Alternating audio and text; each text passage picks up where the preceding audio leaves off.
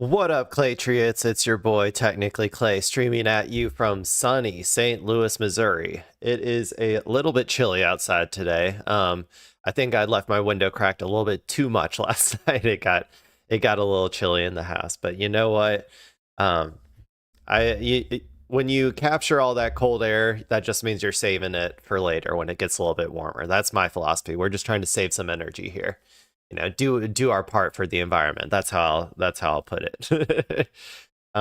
Yeah, so we are here for a casual Sunday stream. This is going to be relatively casual, people, because I prepared a little bit. I saw a couple things that I added just to get started, but I might hit up the For You page. I might hit up Google News or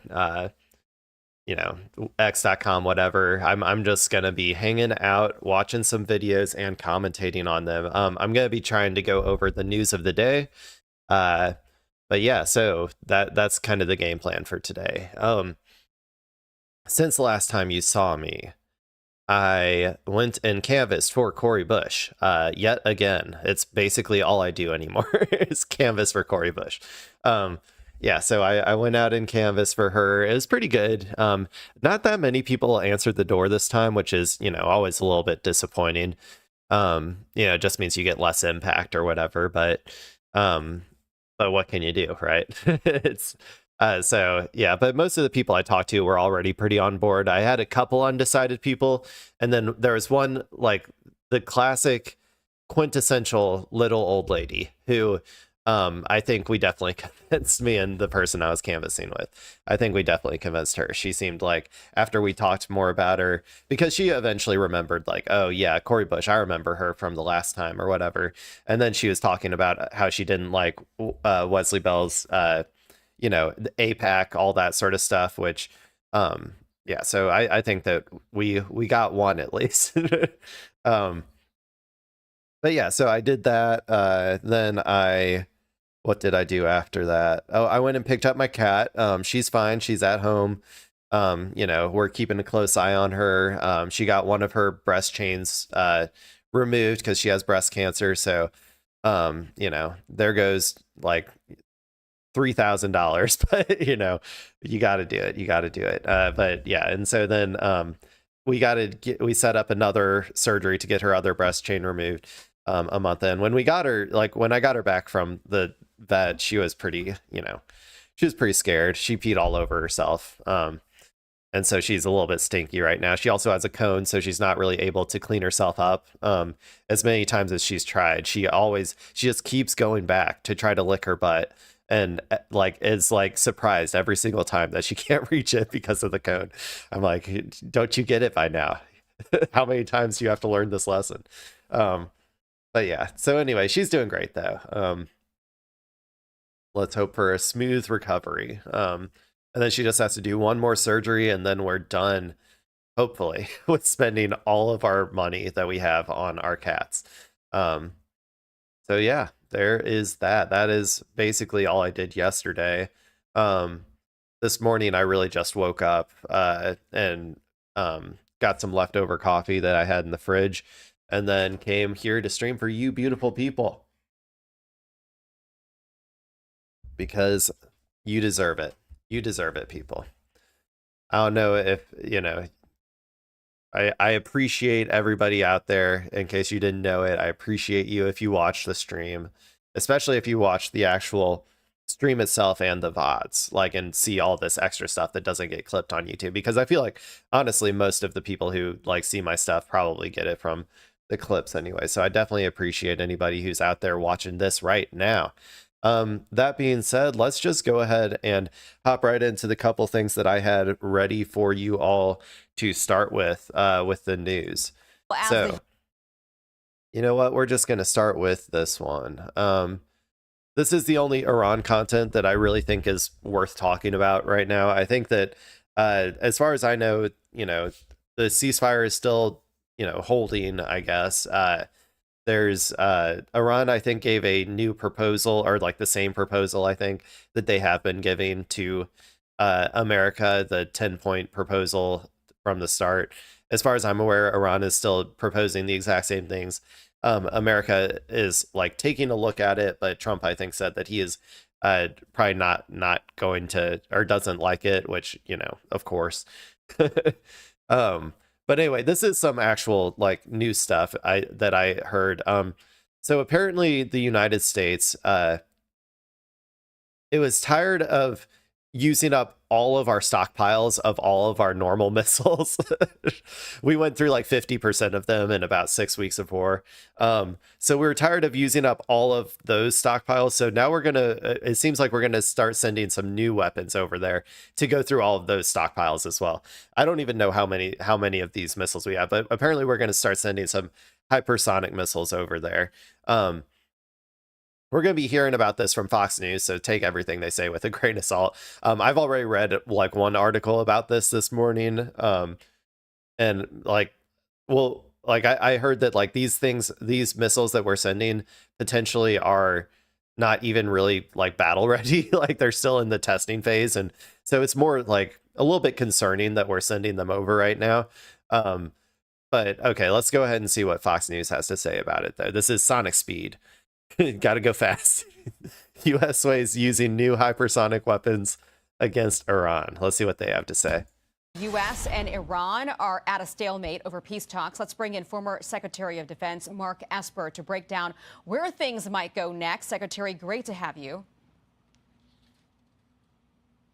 So the CENTCOM commander visited the White House this week, and that's a power move, by the way. When someone says good to have you and you just don't say anything, that is a power move. Visited the White House this week and laid out different options for the president on what he might want to do next. What do you think those options included? Well, I think first and foremost, it's probably a resumption of hostilities as we have seen over the last 8 weeks, which would mean a coordinated air and naval campaign with Israel against any variety of military and political targets throughout the whole of Iran. That's number one. Number two might be a more limited operation in the sense that it's geographically focused on the Strait of Hormuz, where we try to dislodge Iranian naval units, Iranian cruise missile defense, coastal defense units all along the strait, so we could free it up and make sure that, to the degree possible, the Iranians are no longer able to threaten commercial shipping. It's not possible. Like, it's just not possible. I mean, I've said it a million times, so I'm not going to go over it all again, but without a full ground invasion, a full ground occupation, like of the entire country of Iran, because all it takes is one missile or one boat, like one speedboat. That's all it takes to shut down the Strait of Hormuz. It's not possible to destroy every single missile, or to destroy every single speck of gunpowder in Iran, or to destroy every single speedboat. You couldn't even, like, even if you did, they could just produce more. So it's just not possible. There's nothing you can do about the Strait of Hormuz. So to me, that's the range of options. There are others in between there that might work, but it seems like right now that while the president is reluctant to resume conflict and rather let the economic sanctions take some more effect. Yeah, the economic sanctions, they are hurting Iran very much. So I asked you then, if the economic sanctions, if this blockade is doing everything perfectly, is, you know, the tables are turned, Iran is on the back foot, why are they starting to consider going back to a hot war again? Which, by the way, during the hot war, they were in a worse bargaining, or America was in a worse bargaining position during the hot war because, like, I mean, I wouldn't say, I guess it's more America's perception. It was a lot more obvious that Iran had all of the cards during the hot war, because every single escalation was met immediately with Iran's escalation, and like the mere like just the mere fact of like agreeing to the ceasefire was what America interpreted as capitulation, which as soon as America interprets anything as capitulation, then you are in a, I guess I'm using worse bargaining position, but like it's more that America becomes delusional and you can't extract concessions out of them. So that's like more what I mean, I guess. So yeah, I don't know. Much. I want to ask you about this headline that caught my attention this week. But yeah, they're deciding now to go back into the hot war, though, which is Okay. Like, you didn't accomplish anything with with the previous hot war, the 6 weeks. Like, you didn't get a single political concession from them whatsoever. As Adam Bogler like mogged on Scott Jennings the other day, he said, what political concessions did you get from this war so far? Nothing. You haven't gotten any political concessions from the hot war. You haven't gotten any political concessions from the blockade. So, like, going back to the hot war again is not going to change anything. I think it'll actually make America look even worse, like, because the primary problem America had when it was in a hot war is that people learned that America is incapable of protecting its allies, which is a huge tide shift in terms of world geopolitics. Everybody always assumed, like, every NATO country, every ally always assumed that America had the capability to protect their countries if they got into a hot war. And Iran just showed that a lower middle power, like, I would say Iran's like a middle power generally. It's turning into a regional superpower, but like overall, like in terms of world politics, it's a middle power. America is not able to defend any of its allies from a middle power like Iran. That's what we all saw during the hot war, and so we're just going to see more of that as soon as this happens. Also, once the hot war starts again, Iran can start targeting all of those ships in the blockade, making it a lot more dangerous to be there. Like, they are still like strategically out of range of, I think, their drones, but they could still use their missiles to hit them if they wanted to. So, you know, there's all of those risks that come into entering a hot war again as well. But, you know, yeah, I mean, Donald Trump in particular, but America as a dying empire is not known for making the most strategically, like, logical decisions. It's usually just a lot of like lashing out because of the general realization of how little cards America actually has, is like kind of what we're seeing here. The limits of American military power is being expressed here, and because of those limits, the dying empire is like lashing out because it's unable to affect the political change that it wants. That's kind of like the main thing that we're seeing. Because very much, I want to ask you about this headline that caught my attention this week, because there has been some concerns on Capitol Hill about weapons and being ready for the long haul if we have to be.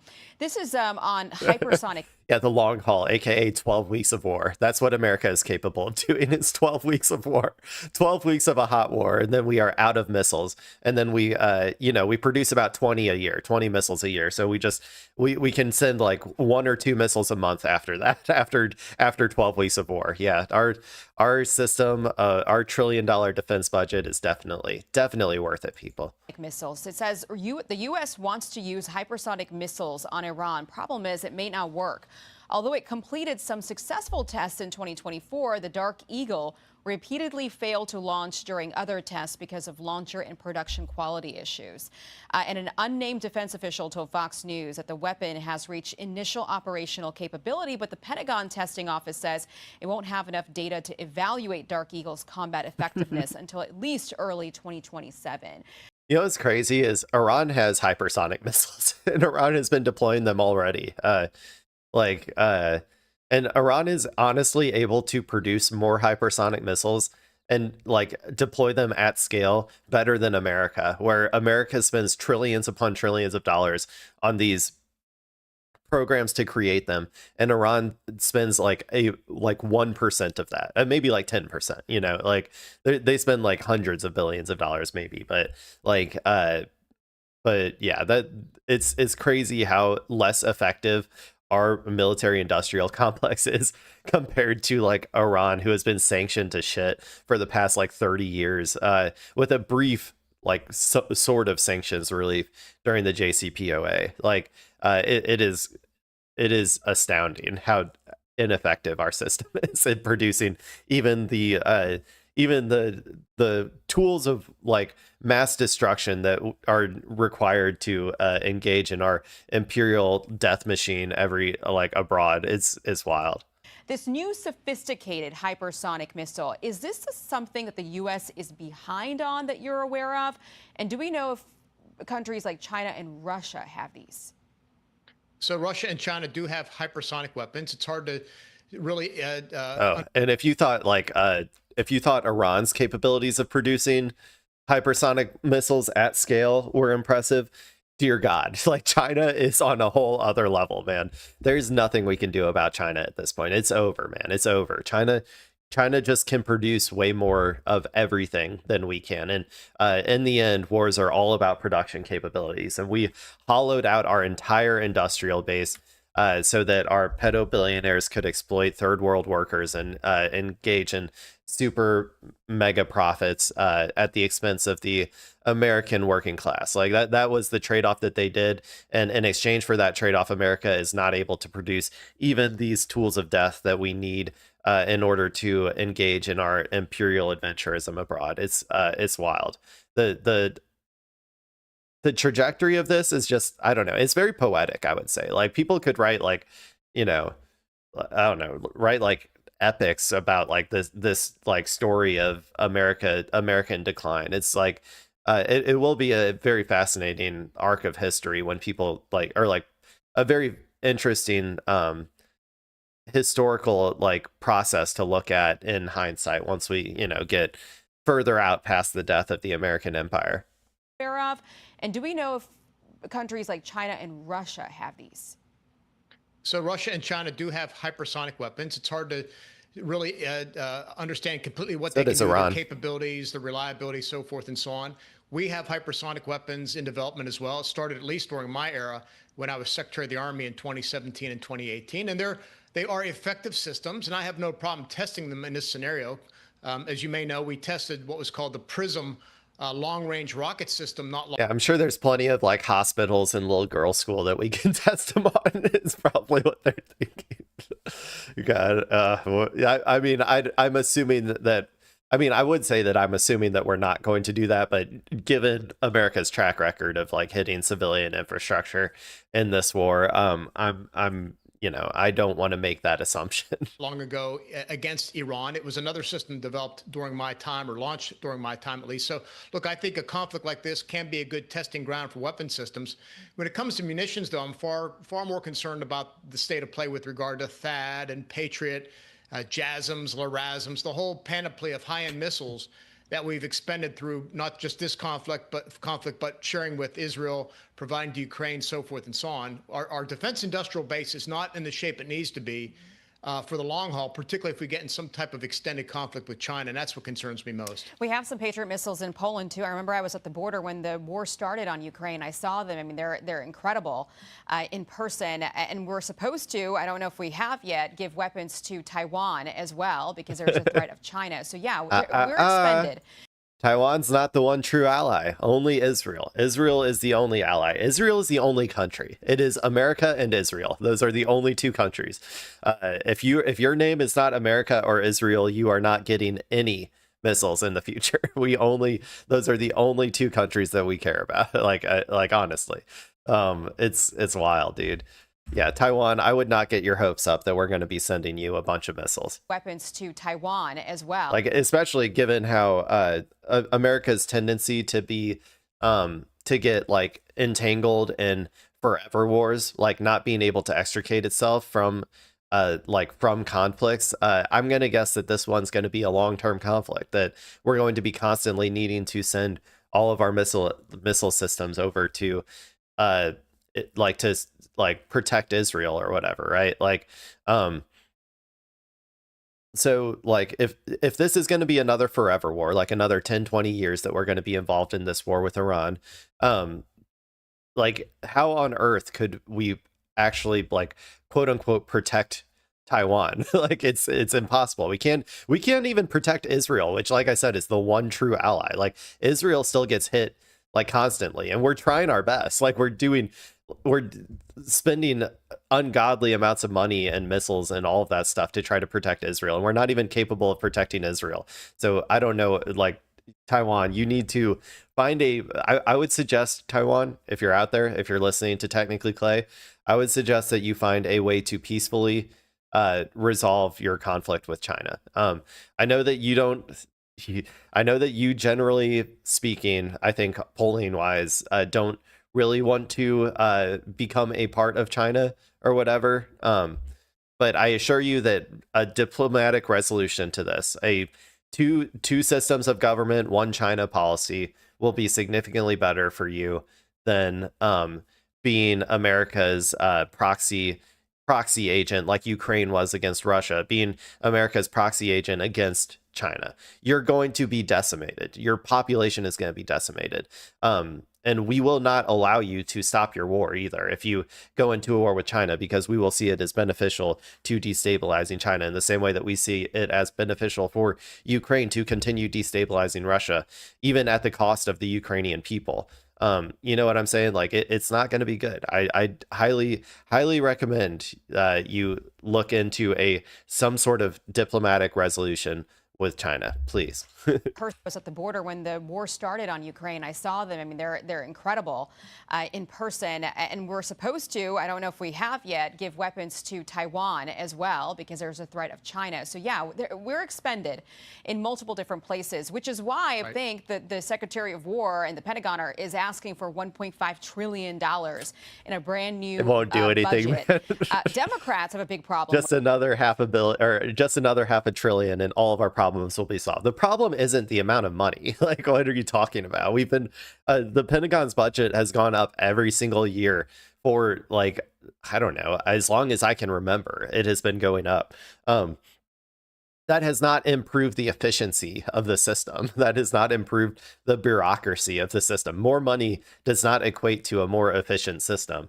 It's just going to lead to more money being skimmed off the top of contracts by pedo billionaires. That's what always happens. Like, we live the system of government that we live under, capitalism, is not capable of producing these things efficiently unless they decided to, like, go the whole, like, Chinese state capitalism model where the government has complete and total control over the defense industrial, like, production capabilities. There is nothing that America can do against China. We will never be able to outproduce China unless we become China. And I don't think our pedo billionaires are going to be very happy with not being able to make super mega profits off of our tools of death. So that's why I don't think it's going to happen with this number. But they also have a problem with the firings happening within the Pentagon. This is Democrat Senator Jack Reed blasting Pete Hegseth this week on Capitol Hill. Let's watch.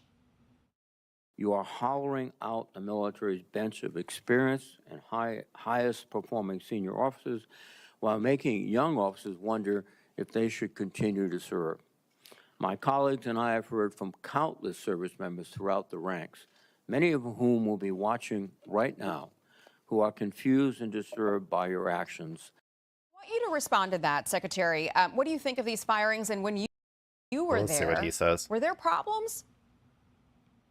I don't recall having problems with any of the four-star admirals and generals to the effect that has been alleged over the last year or so.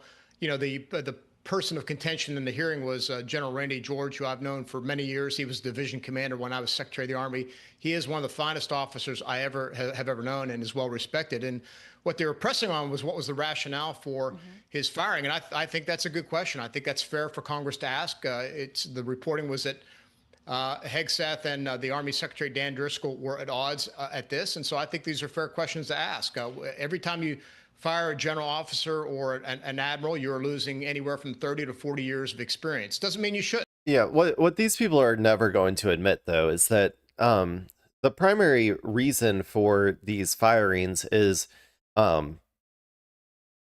ideological loyalty, right? Like, the reason that they're getting fired, like, it may be dressed up in, like, petty grievances. It may be dressed up in jockeying for positions within the military or whatever, right? But the core thing that is happening here is they're trying to remake the military into a into a loyal, I guess in a sense, make it in the image of Donald Trump, right? A loyalty to at least the ideology of imperialism, right? And like, and in general, I think they're also trying to get the people in charge to be on board with whatever our God King Donald Trump says, right? So that if they feel the need to, they can deploy their troops like they did in where was it? Was it Minneapolis or wherever they like deployed their troops like at home? They deployed them all over the place, actually, didn't they? Like, I'm trying to remember. But like so they're trying to, I think, set the seeds for like an actual, you know, military like state control sort of situation. I don't know how successful it'll be, to be honest. The staggering amount of incompetence that occurs when you are hiring only for loyalty. I thought, like, I mean, I've read about fascist movements before, right? And how, you know, they always become more incompetent as time goes on, because when you're hiring just for loyalty, you always look over more talented people for the most loyal people, even if they are less talented. And so I'm used to seeing this like degradation throughout history of like what happens when you allow fascists to take charge. The scale of it, though, here in America is kind of astounding. I think that America just generally is probably more stupid than the previous fascist movements. Like, the people in charge are probably dumber on average. Like, I think that probably, if I'm gonna do like a actual analysis, comes from the sheer amount of power that America has had, and the propaganda that has been required to maintain that power has led to the people who buy into the American imperial machine as being like good or whatever. Like, those people, like, I think that leads to a lot more stupidity just on average through positions of power, just generally already. And so then you get this like march towards fascism, which makes the people in charge even less and less competent. And so I think that's kind of why our fascists are like uniquely stupid. Like, at least, like, you can say what you will about, like, you know, like Mussolini or Hitler or whatever, right? Like, back in the day, like those fascist movements, they had some intelligent people in their ranks. America, I would say, like, has very few of them. So I don't know. I think, but anyway, I think that that's kind of what's happening with our military right now. Is they're purging all of the people who potentially could give up or like put up a stink about like doing the immediate requests of Donald Trump. Like, I think they're just trying to get rid of all the people who might not be loyal. But I think it has to be carefully evaluated, not just with regard to the impact on the person, but arguably more importantly on the unit and the rest of the officer corps. Is it a question that Democrats should use to hold up the Pentagon budget, especially in the middle of this conflict?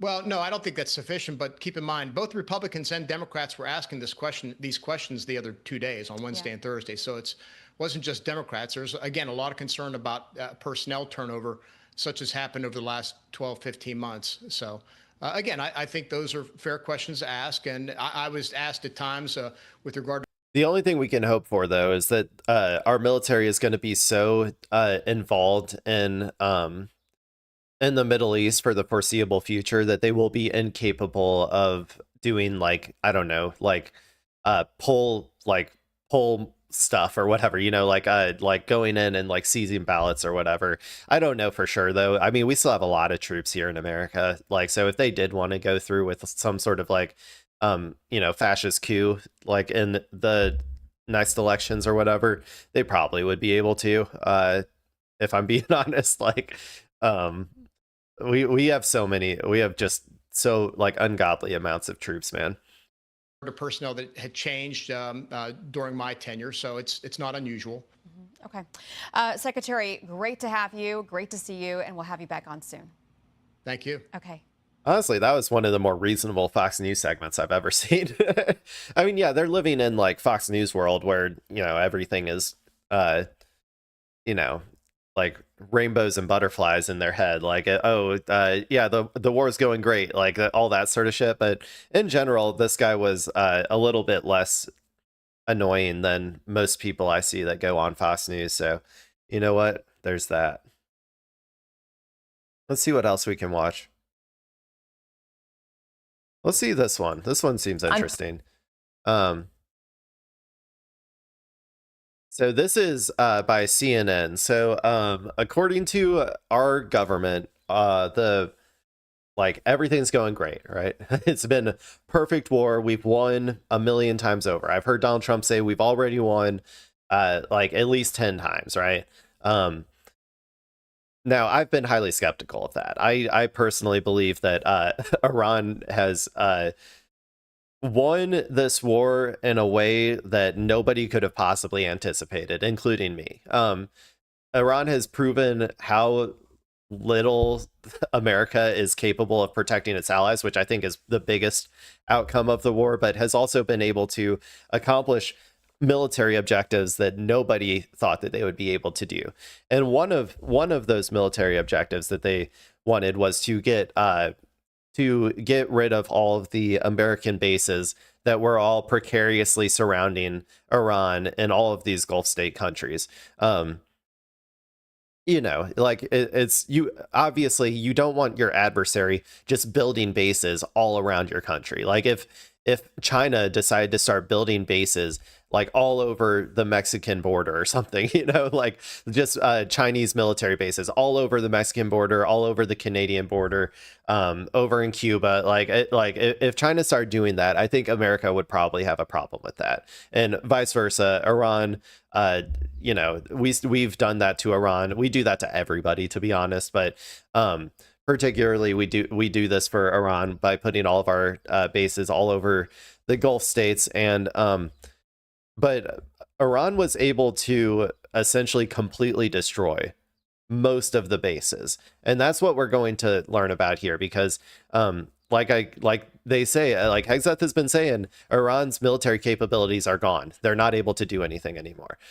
Like, and it's just like, I don't think so. But here is an example of exactly what they were able to accomplish. This is how is a depleted Iran damaging so many U.S. bases? A CNN investigation. And the breaking news on this Chiron says CNN investigation, majority of U.S. bases in Mideast damaged by Iran. So let's see what's going on here. Unprecedented destruction. A CNN investigation discovering Iran has caused extensive damage to a majority of the U.S. military sites in the region. Precise Iranian missile and drone strikes, aided by sophisticated Chinese technology, hitting some of America's most crucial military assets in the Middle East. The extent of the damage unknown until now. Our Tamara Kablawi is out front. Well, if you were listening to me, if you were listening to broadcast, the extent of the damage wasn't unknown, because we did have some information. There were various reports that about at least 12 military bases being essentially completely destroyed. But also I was under the assumption that if they're hitting those, they're hitting all of them. It's not like there's more maybe some countries have more air defenses than others. Like some countries it's easier for Iran to hit, but in general I was pretty confident that they were hitting them all over the place. Camp Buehring, Kuwait. American soldiers enjoying a karaoke night at one of the biggest U.S. military hubs in the Gulf. That was then. This is now. A once bustling American microcity in the desert, nearly empty and heavily damaged after a weeks-long barrage of... We also got those reports that all of our, all of our American chuds over there who were in those military bases were all evacuated to hotels and stuff around the region. So, and AKA embedding themselves inside of civilian infrastructure, which I think I've heard from somewhere that makes that civilian infrastructure a valid military target. I can't remember where I heard that from, but yeah, we've had plenty of reporting of these bases essentially being empty now for weeks. But yeah, city in the desert, nearly empty and heavily damaged after a weeks-long barrage of Iranian missiles and drones. Yeah, those are done. One of many U.S. military facilities in the oil-rich Arabian Peninsula, targeted by Iran even as the U.S. and Israel pummeled the Islamic Republic's large arsenal. So what impact have Iran's strikes had on America's footprint in the Middle East? a CNN investigation found evidence of unprecedented destruction. We can reveal that strikes damaged at least 16 U.S. installations across 8 countries. Yeah, but all of those American troops that were in there, including the ones that died, have they considered becoming Israeli? Because if they were Israeli, then we would protect them. If instead of holding up American flags on those bases, if they just held up an Israeli flag, then we would have actually protected them. But who cares about American troops? Who cares about American bases when you have the one true ally, Israel, the only country that matters, Israel, who needs all of our interceptors and all of our efforts to stop missiles going there? You know what I'm saying? According to our analysis and sourcing, that's the majority of American military positions in the region, and some of them are virtually unusable now. A U.S. source familiar with the situation told us that they'd never seen anything like this at American bases, that these were rapid, targeted strikes using advanced technology. Iran's main targets? Multi-million-dollar aircraft, like this Boeing E-3 Sentry, which gave the U.S. a huge amount of visibility over the Gulf. It's out of production, and in today's money, it's worth nearly $500 million. My tax dollars. Critical communications equipment. Look. I mean, I'm not a fan of imperialism, so I don't really care about the, Iran taking out all of our tools of death around the region. I think it's actually pretty rad that they do. I mean, I don't want anybody to die, but I don't really care if they take out our tools of death. But a much better solution would be that we just don't have these bases over there. We took all of the hundreds of millions of dollars that are being incinerated in fire right now over in the region, and instead we took those hundreds of millions of dollars and we spent it here at home to improve the material conditions of the working class. That would be my personal preference. Now, we're never going to do that, so I gotta have at least a little bit of fun. So I am going to laugh about all of America's, all of my tax dollars in the shape of $500 million drones or planes and stuff getting completely incinerated into a ball of dust. Yeah, I mean, they're tools of death. So, it's okay, people. It's okay. These giant golf balls. They're known as radomes, and they protect satellite dishes vital for data transmission.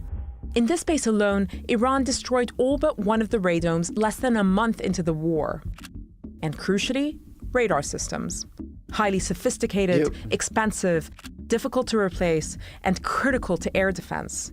A second U.S. source, this one a congressional aide familiar with damage assessments, described these as the most cost-effective of the targets. Our radar systems, they said, are our most expensive and our most limited resource in the region. Bye-bye. For U.S. allies in the region, there's a dilemma. In some ways, Iran's show of force makes the U.S.'s presence in the region even more necessary to Gulf security. But there's a new reality here, which is that U.S. military installations, previously seen as formidable fortresses, have turned into sitting targets. They were always sitting targets. Let's be completely honest. Anybody who had any objective reality, like anybody who lived in the real world, knew exactly what would happen to these bases as soon as America, finally decided to go into this war that it's been planning for 30 or 40 years. As long as you are not someone who completely buys into American propaganda 24/7, you knew that all of these bases were missile sponges. And you also knew that all of the military service members who are there are intentionally put there as sitting ducks. I would consider them almost like distractions for Iran to pepper with missiles instead of sending them at Israel, to be honest. Now, I don't know, man. This is just things that are so easily predictable like this are I get very annoyed when it's covered as some sort of unpredictable outcome, and even from the Gulf states perspectives of what was immediately going to happen as soon as this hot war started, believing that America was going to be capable of protecting all of these countries. I thought that America would do better than it has been, but I also knew that it was impossible to protect all of these military bases from Iran, just given Iran's missile capabilities. So I don't know. I just get a little frustrated by that sometimes. Saudi source told me the war has shown Saudi Arabia, that's the U.S.'s longest standing Arab ally, that the alliance with the U.S. cannot be exclusive, and it is not, in their words, impregnable. To get a sense of just how vulnerable US facilities have become, have a look at this. It's the war room at Qatar's El Udeid Air Base, the theater command and control hub for US air power across 21 nations. Struck not just once, but twice, and according to a US source, causing significant damage. The base had been largely evacuated at this point, and no casualties were reported. Iran's visibility. By the way, this was a strategic calculus of evacuating these bases early on.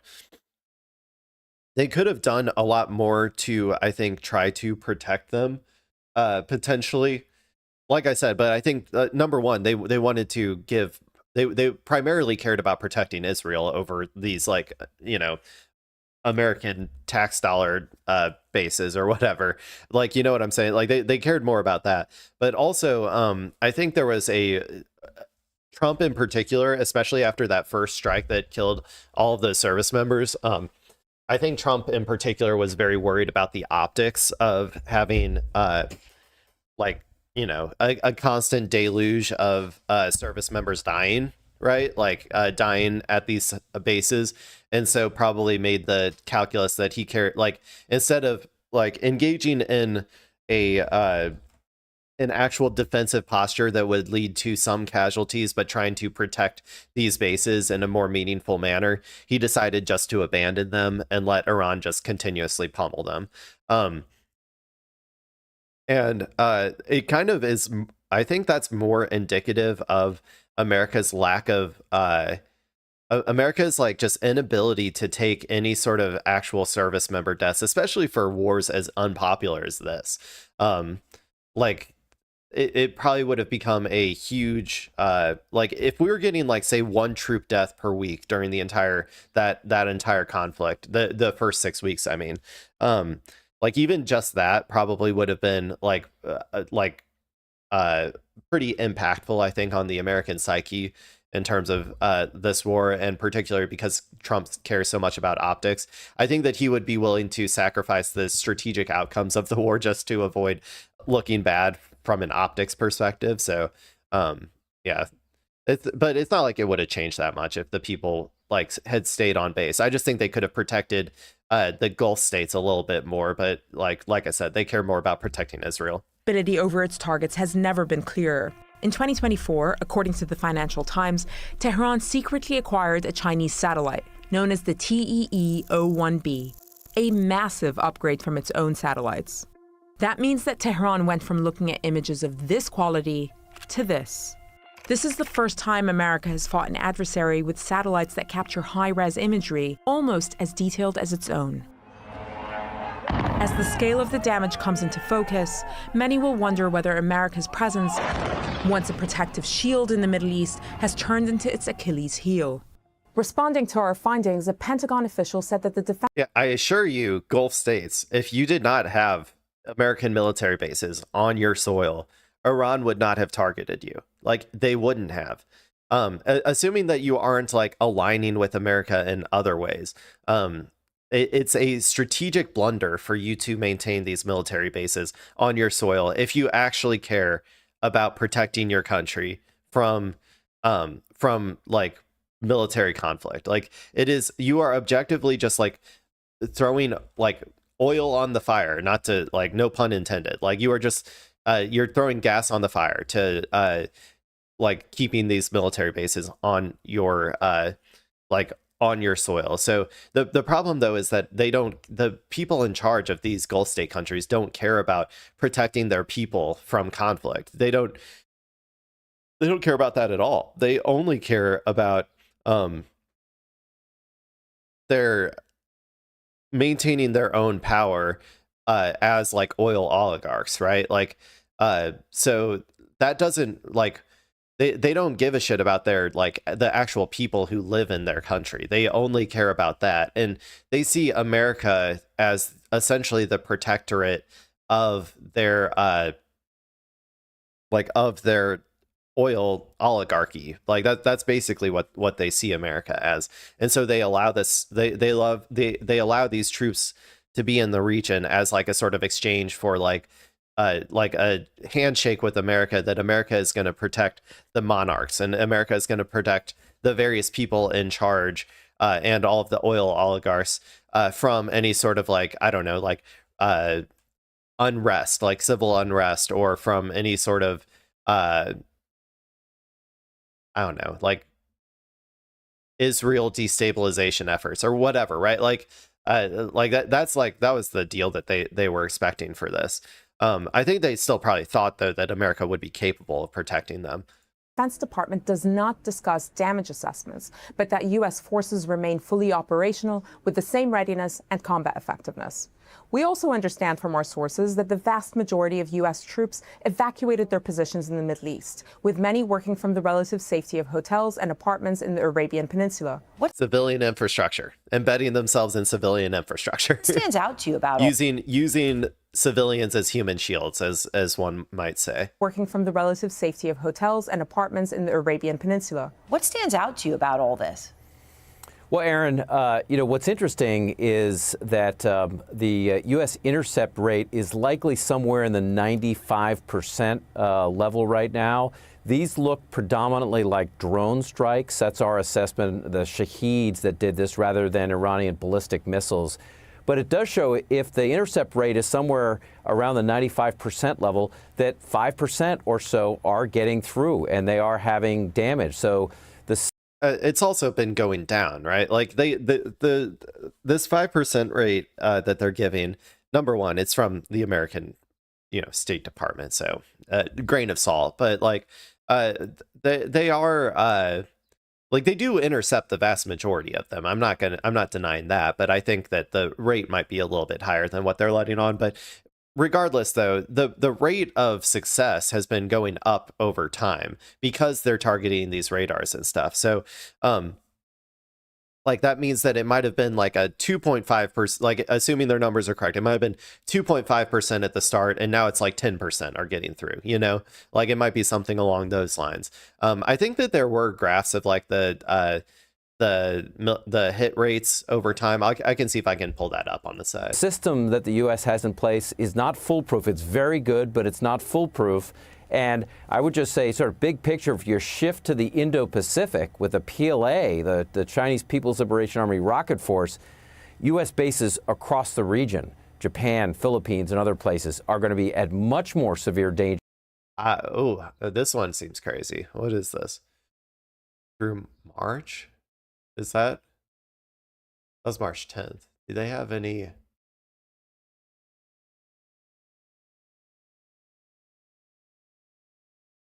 I don't know how accurate this one is. I'm just going to pull it up just to show it. 1 second.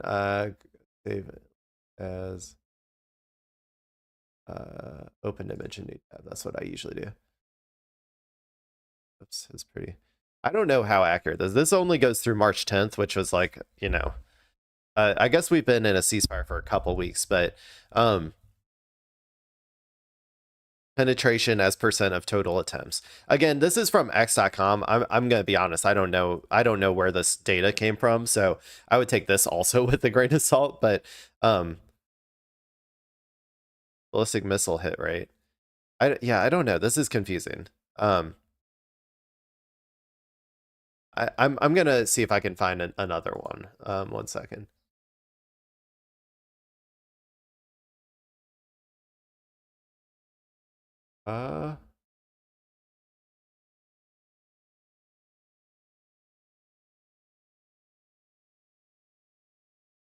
Yeah, I can't find any good graphs on Google Images right now. But yeah, I mean, we'll take this one with a grain of salt, but you can see like a increase over time. This may be an outlier or something, but I would guess that like it just kept going up around this rate throughout the entire conflict. Because as they, like I said, as they started hitting those radars and stuff, it became much harder to intercept, and so they just became more and more successful, especially for the drones. Than what we're seeing now in the Middle East. Yeah, absolutely. And then when you talk about with the damage done by the drones, right, that the missile interceptor rate may be, exceptional. 5% can cause huge damage, but then there's the drones. You have done incredible reporting, you and all of CSIS, on the depletion of U.S. Offensive capabilities, missile inventories specifically as well. Trump was asked about that earlier today. Seth, I wanted to play part of what he said. All over the world we have inventory, and we can take that if we need it. But all over the world we have tremendous amounts of inventory, the best. For instance, we're stocked and locked and loaded. Right now, we have more than double what we had when this started. More than double what we had when this started, and tremendous amounts of inventory. I mean, what do you even make of such comments? Obviously false when it comes to things like Tomahawks, but what do you make overall? Well, I think what's important is that not the analysis, the reporting that I've seen is that we're about halfway through all of our missiles and all of our interceptors at this point in time. Comes to things like Tomahawks, but what do you make overall? Well, I think what's important is that not all missiles are created equal. I mean, one of the advantages the U.S. had over time in Iran was that it had air dominance. It could use short-range missiles like Joint Direct Attack Munitions, or JDAMs. The problem that the U.S. has in the Pacific right now is it's going to have to use long-range missiles because the Chinese have such extensive capabilities to hit targets in what we call the first and second island chains, like out to Guam. And there, the U.S. stockpiles of long-range munitions, like Tomahawks, like JASSMs, like long-range anti-ship missiles, LRASMs, they are in very limited supply right now, and the same thing with the interceptors. So what really matters in this discussion is not missiles per se. It's not helpful to talk about missiles in general. It's the missiles you need to deter in specific situations. Which I think is just so crucial, and what you lay out there is so important. And it's important for Americans to understand all of this and the truth. Obviously, you know, what he said there is at best extremely misleading about something so important for national security. He also talked today, Seth, about something about Iran, right? What does Iran really have left, okay? The military. And he was very specific. Here he is. We get the radical left to say, we're not winning. We're not winning. They don't have any military left. It's unbelievable. It's actually, I believe it's treasonous. Okay, you want to know the truth? It's treasonous. It's treasonous. It's treasonous to criticize the war, people. Spoken like somebody who really thinks the war is going well. you know it's going great when they criminalize you saying, "Hey, maybe like isn't it bad that we went through 50% of our missiles in 6 weeks of war?" Leading to a grand total of our capability as an entire country of going against a middle power of being like 12 weeks of war is the max, and then we have to tap out. Isn't that kind of bad?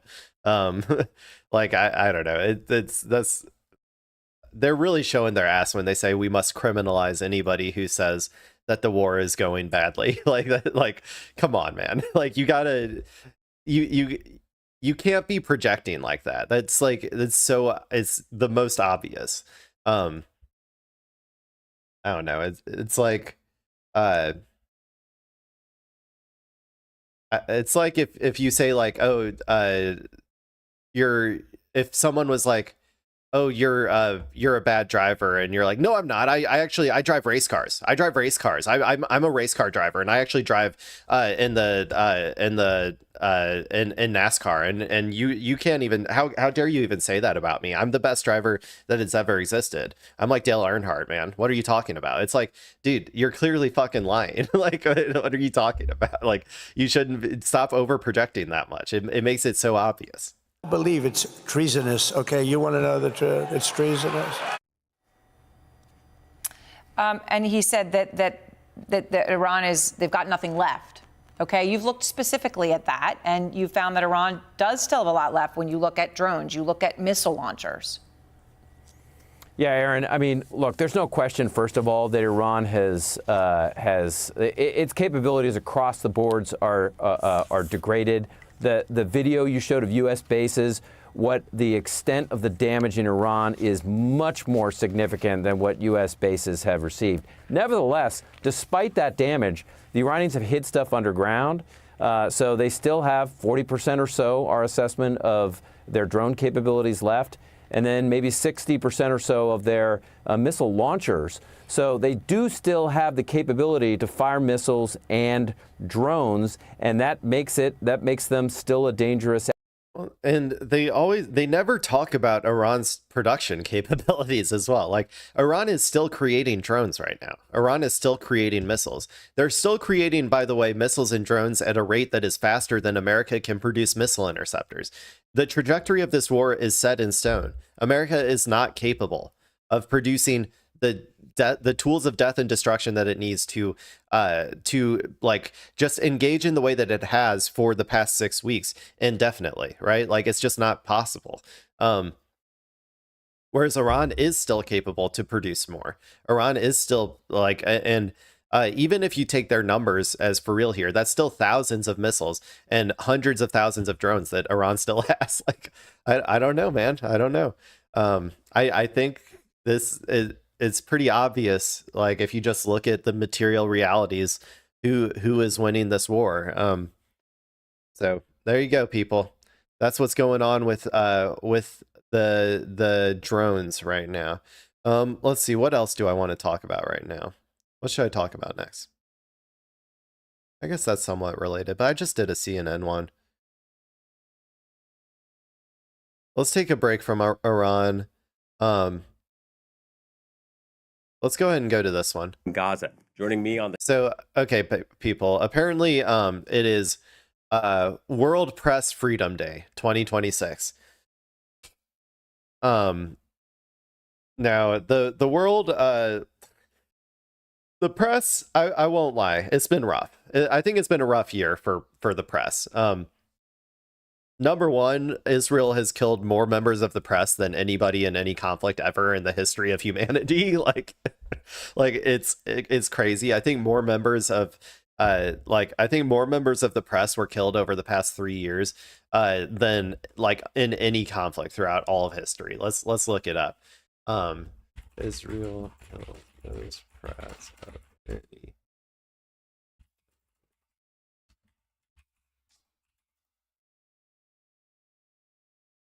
Okay.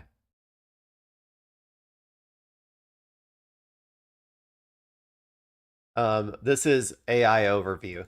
So take it with a grain of salt, but beginning here, I'll just pull it up too. According to Committee to Protect Journalists, the Israel-Gaza is a genocide. Whoops, get out of here. Beginning October 7, 2023, has killed more journalists than any conflict since the CPJ began documenting fatalities in 1992. By early 2026, over 260 media workers were reported killed, largely by Israeli strikes, a toll exceeding the combined deaths of journalists in WW1, World War II, the Korean War, Vietnam War, and the war in Afghanistan.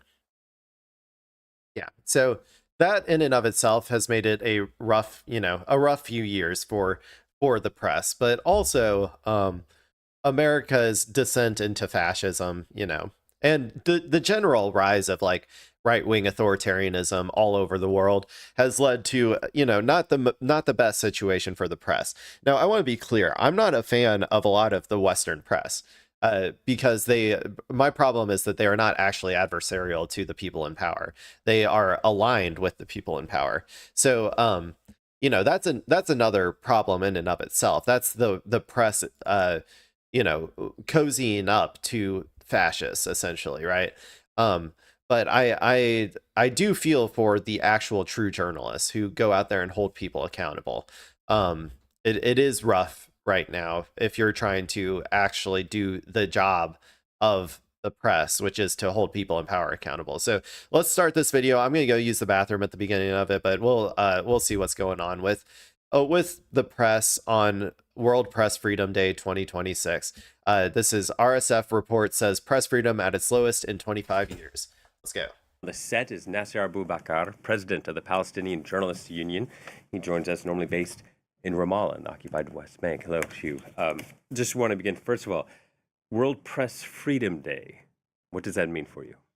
It's mean for us in Palestine, freedom of the press in Palestine is not a slogan, but a daily battle and ongoing struggle daily. Yeah, daily battle. So that when we are talking about these principles, yes. We know in the past they have been killed 260 two journalists, and they are injured more than 500 journalists and arrested more than 200, and they are demolished all the outlets, offices, media offices in Gaza. It's 152, and have been killed also.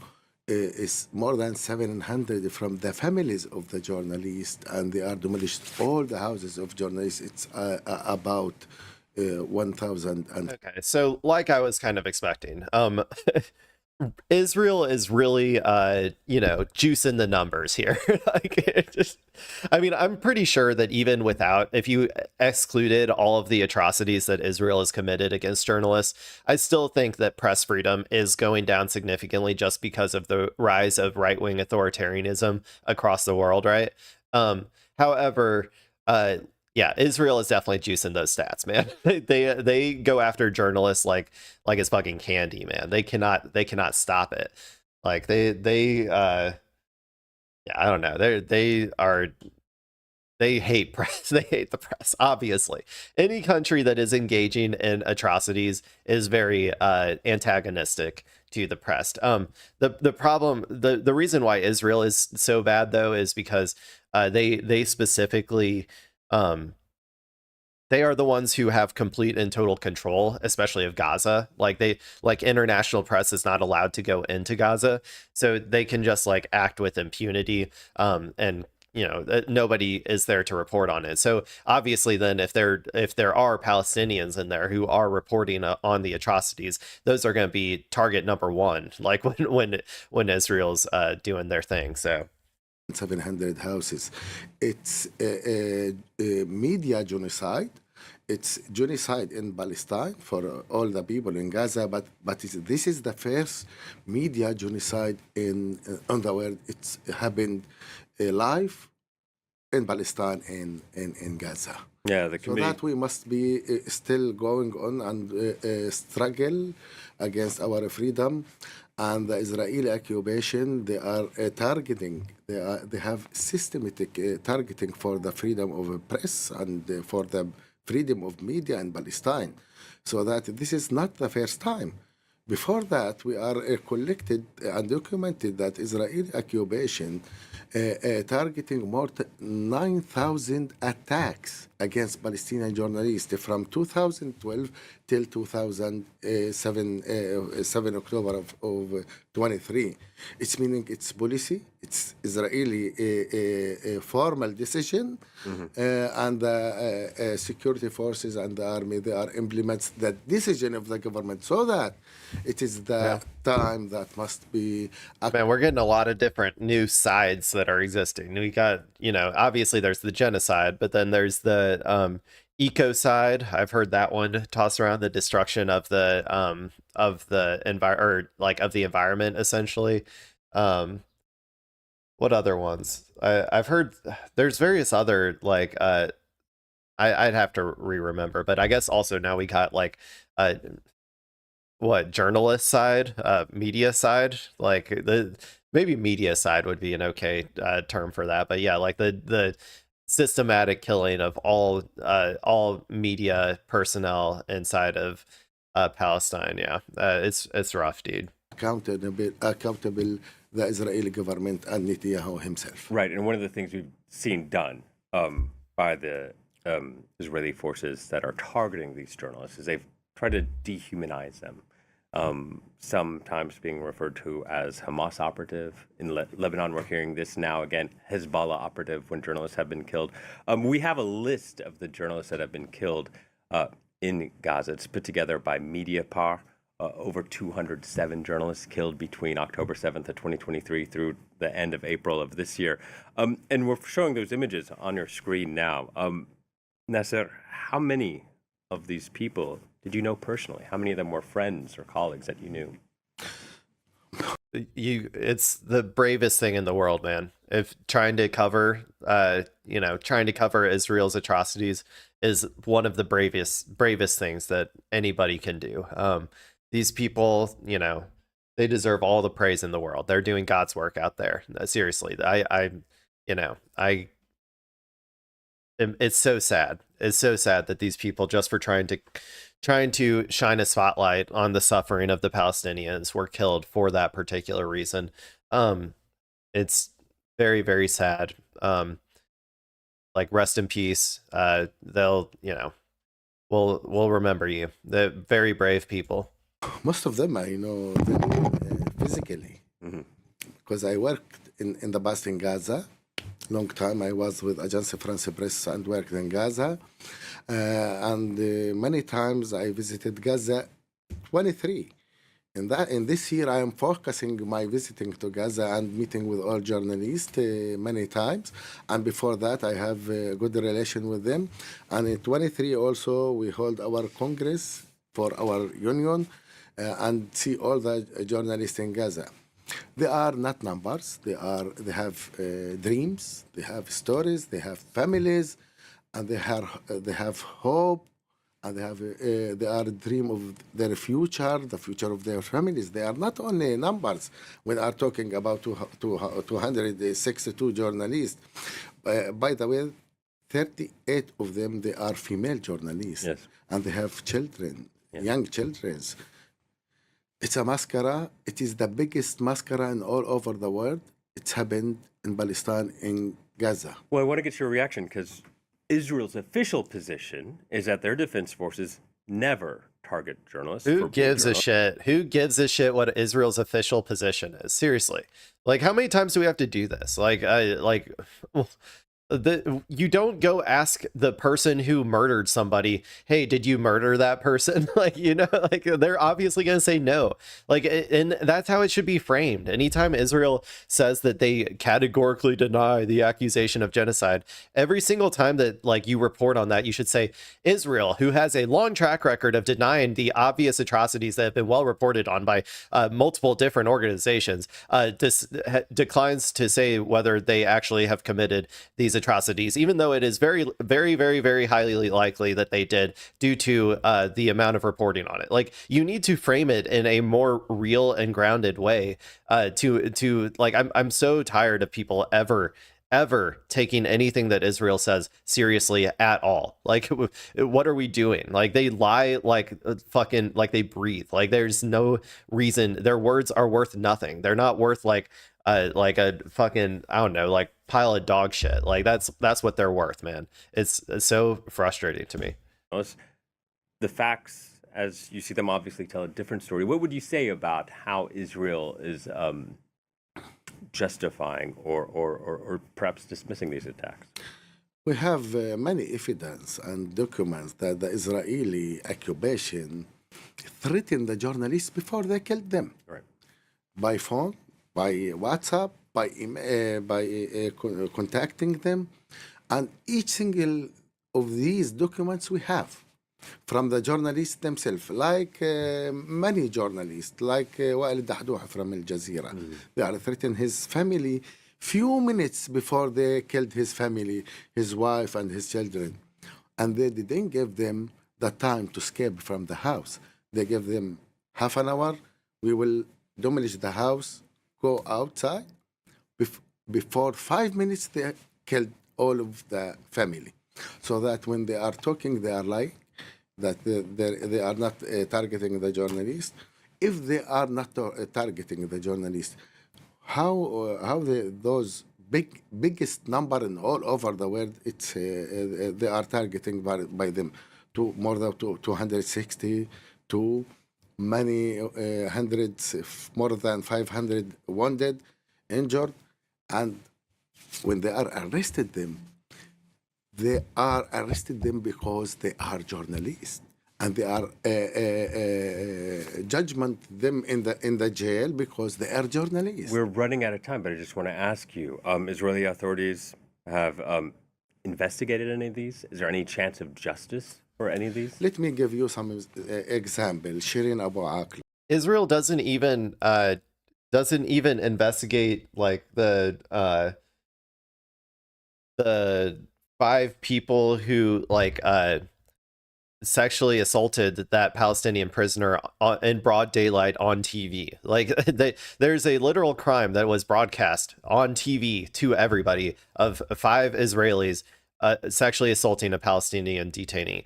And they have not investigated those people at all. So why on earth would they investigate like journalists being killed? Like it's yeah. Man, they are brutal, barbaric people, man. I keep telling people in the modern world, there's no group, there's no people who is more primitive and barbaric than the Israeli people. They are atrocious. They are stuck in like the fucking like 1600s, man. They are incapable of advancing as a society. It feels like they are just like literally stuck in the mindset of like the 1600s. It's insane. Shirin Abu Akleh, she was very famous journalist in all over the world, not only in Palestine. And when they are killed her, there is 7 stories from the Israeli army. Each single hour they have a new story. We are not targeting her. The Palestinian killed her, and many stories. But when there is many investigations from BBC, from Washington Post, from AFP, Reuters, Associated Press, and Human Rights Council and United Nations, all of them, they said the Israeli army targeting Shirin Abu Akleh.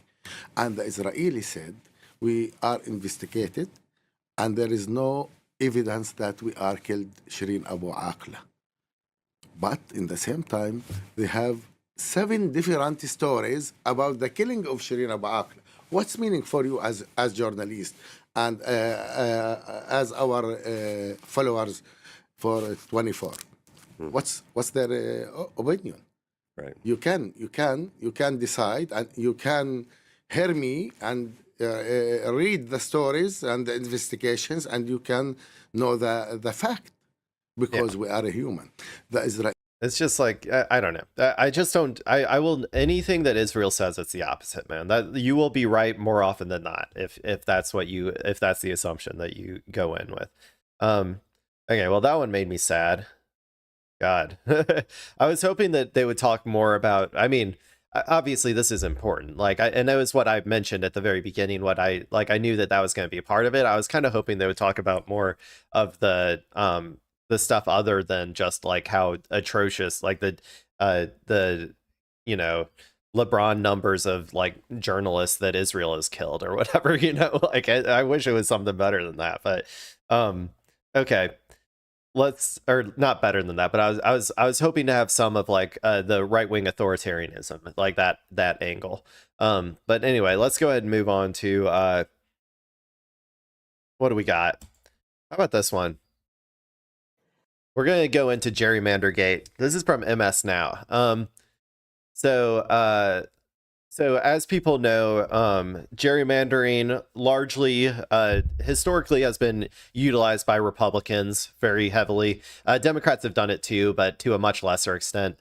And recently, the Voting Rights Act was essentially overturned by the Supreme Court, or I mean, pretty much. It's pretty much overturned. Like, basically, you're not allowed to force a district to have some representation for a minority demographic, right? Like, so for instance, if your state has let's say your state has like 20% black people. Let's say that that's the case, right?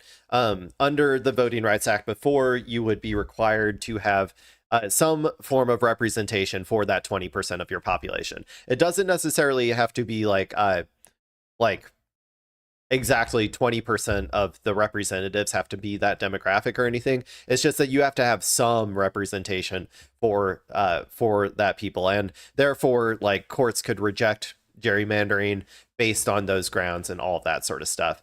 That's all gone now. So Black people are going to be disenfranchised at an unprecedented rate going forward. And that's started this whole process of like a race to the bottom. I mean, I'm not a fan of it. Obviously, I wish that we just had a a more democratic system for creating these maps. Like, honestly, I just wish that like I don't know what the best process would be. Independent commissions would probably be the easiest, but also if honestly you could just like put up the maps on a ballot measure or something and let people vote on whether they accept a redistricting effort or not. Something along those lines as well could potentially work. But anyway, since that happened, though, all of the red states are going crazy. They're trying to get out there and see who they're gonna like compete with each other to see who can disenfranchise black people more. So I think DeSantis in Florida recently did some gerrymandering along those lines. And so this is a video from MS Now. It says, "Make them pay for this. Florida Dem vows challenge to DeSantis's gerrymandered map." Let's see what they have to say. Republicans are expecting to clinch 4 more seats in Florida after the state legislature passed a new congressional map this week, boosting GOP chances ahead of the midterms. The move comes just hours after the Supreme Court struck down parts of the Voting Rights Act in Louisiana, escalating the standoff between Democrats and Republicans as several states now look to redraw their lines. They try to do everything that they can to eliminate and erase our journey. But guess what, extremists? We're still here. That's right. And we're not going anywhere. Last week, he threatened Florida and said that if somehow we went through with a map that, you know, we were going to have hell to pay, he was going to come down and we were going to pay the price somehow. Those threats do not work on me. And so we released the map. This is one of those things, like, man, he is so Rizless, dude. He is the dorkiest little goober I've ever seen, man. Pay the price His somehow. little facial expressions, man. Florida, and said that if somehow we went through with a map that, you know, we were going to have hell to pay, he was going to come down and we were going to pay the price somehow. Those threats do not work on me. And so we released the map on Monday. The legislature passed it on Wednesday, and that is that. Yeah, I mean, this is like, you know, we're going to get a lot of this going forward with red states. My argument is just Democrats do the same thing. Like, we're past it now. There's nothing you can do at this point. You have to do the same thing. And not only do the same thing, do it worse. Like, I would say every state that has a blue legislature, like a blue state or whatever, or even purple states, or if any state ever becomes blue in the future, you put all Republicans into a single district. 1 district for Republicans, 30 for Democrats. Like, every single state, just do that. That would be my recommendation to Democrats. The thing about them doing this is that they're already gerrymandered to all hell. There's only so much gerrymandering you can do. Most Republican states are already like very, very gerrymandered. This is like, you know, more, right? Like he's saying 4 more states or 4 more seats. We'll see. The Republicans are getting more and more unpopular by the day as they govern and people's lives continue to get worse. But that's what they're saying, right? Democrats historically have not gerrymandered that much, relatively, to the Republican Party. So they have a lot more that they can do. And like I said, just do it like insano mode. Like, you see all of these like congressional districts that they have here that are all contiguous like things of red. Like, if I were the state legislature and I was going to be combating other states, and let's say I was the state legislature of Florida, and it was not a red state, like we had blue control over the governorship and the various the people who determine the maps or whatever.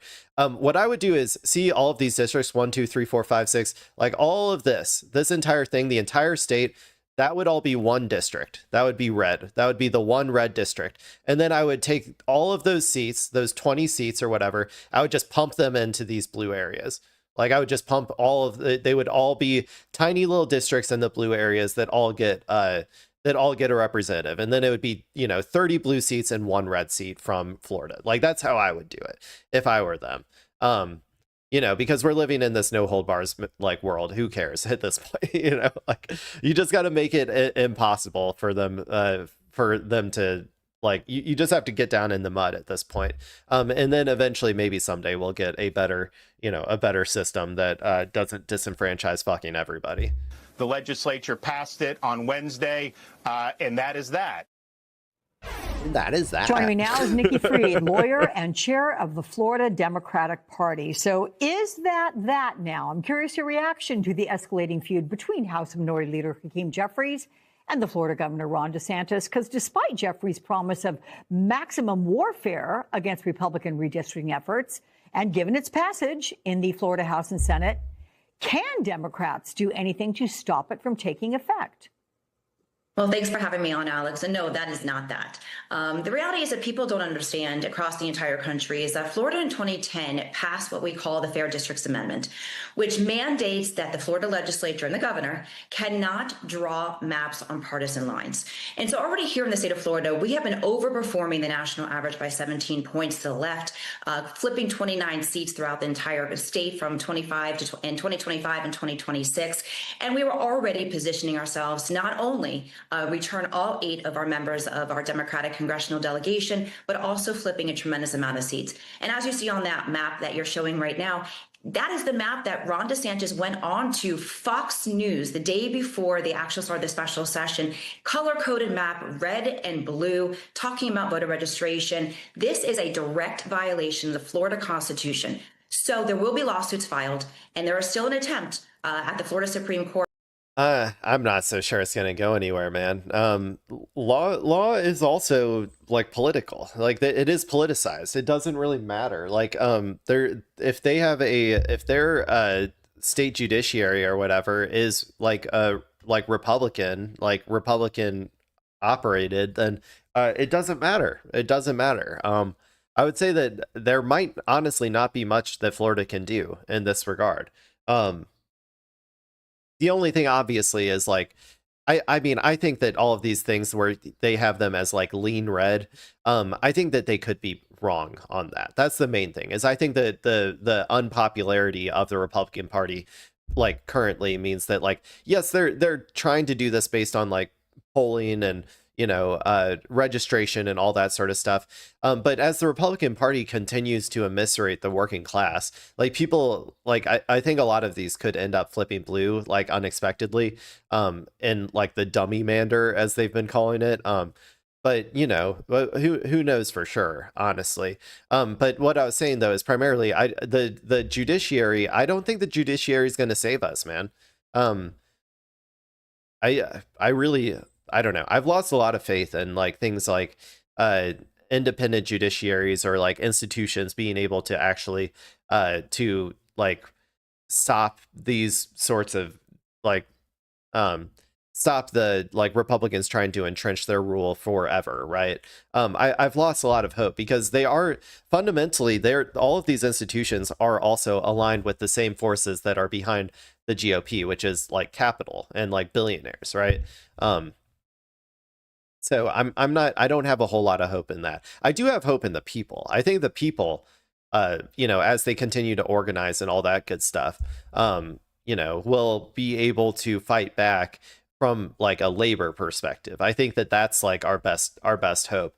But I've lost like so much faith in our institutions and being able to prevent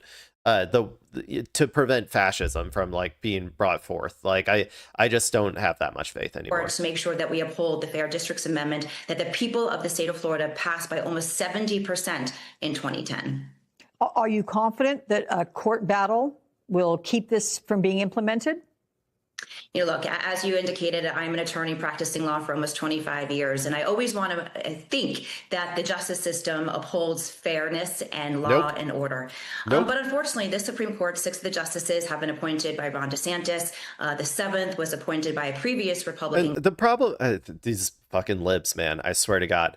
The judiciary has always been political. It has always been a political body. It has always been making political decisions based on, like, you know, just based on political, I don't know, like it is a political body. There is no such thing as an impartial judiciary. There is no such thing as objective interpretation of law. It is always subjective, and it is always based on the political climate and the times that we are living through. That's just like, that's one thing that frustrates me about like liberals in particular is I feel like they think that there is some sort of like objectivity to like things like law and our institutions and all that sort of stuff, and it's just not the case, man. Yeah, I don't know. Governor. What matters more is just attaining power in those institutions and maintaining that power in those institutions. That's why like we would go back to like RGB or RBG or whatever, Ruth Bader Ginsburg refusing to step down under Obama and then dying in office and then leading to this entire situation because she didn't want to play the game. She didn't want to try to attain like liberal, just standard normie liberal power in the court. She didn't think it would be fair to do that. Like she wanted it to be some sort of impartial body, and liberals also did that in their court decisions a lot too, where they want to appear fair, so they will side with like conservatives and stuff, as opposed to understanding that the judiciary is just another like ideological battleground that has to be won. You need to build power and maintain power in it if you want to maintain these organizations like in any sort of meaningful way. Yeah, I don't know, man. Yeah, whatever. The court is definitely stacked against us.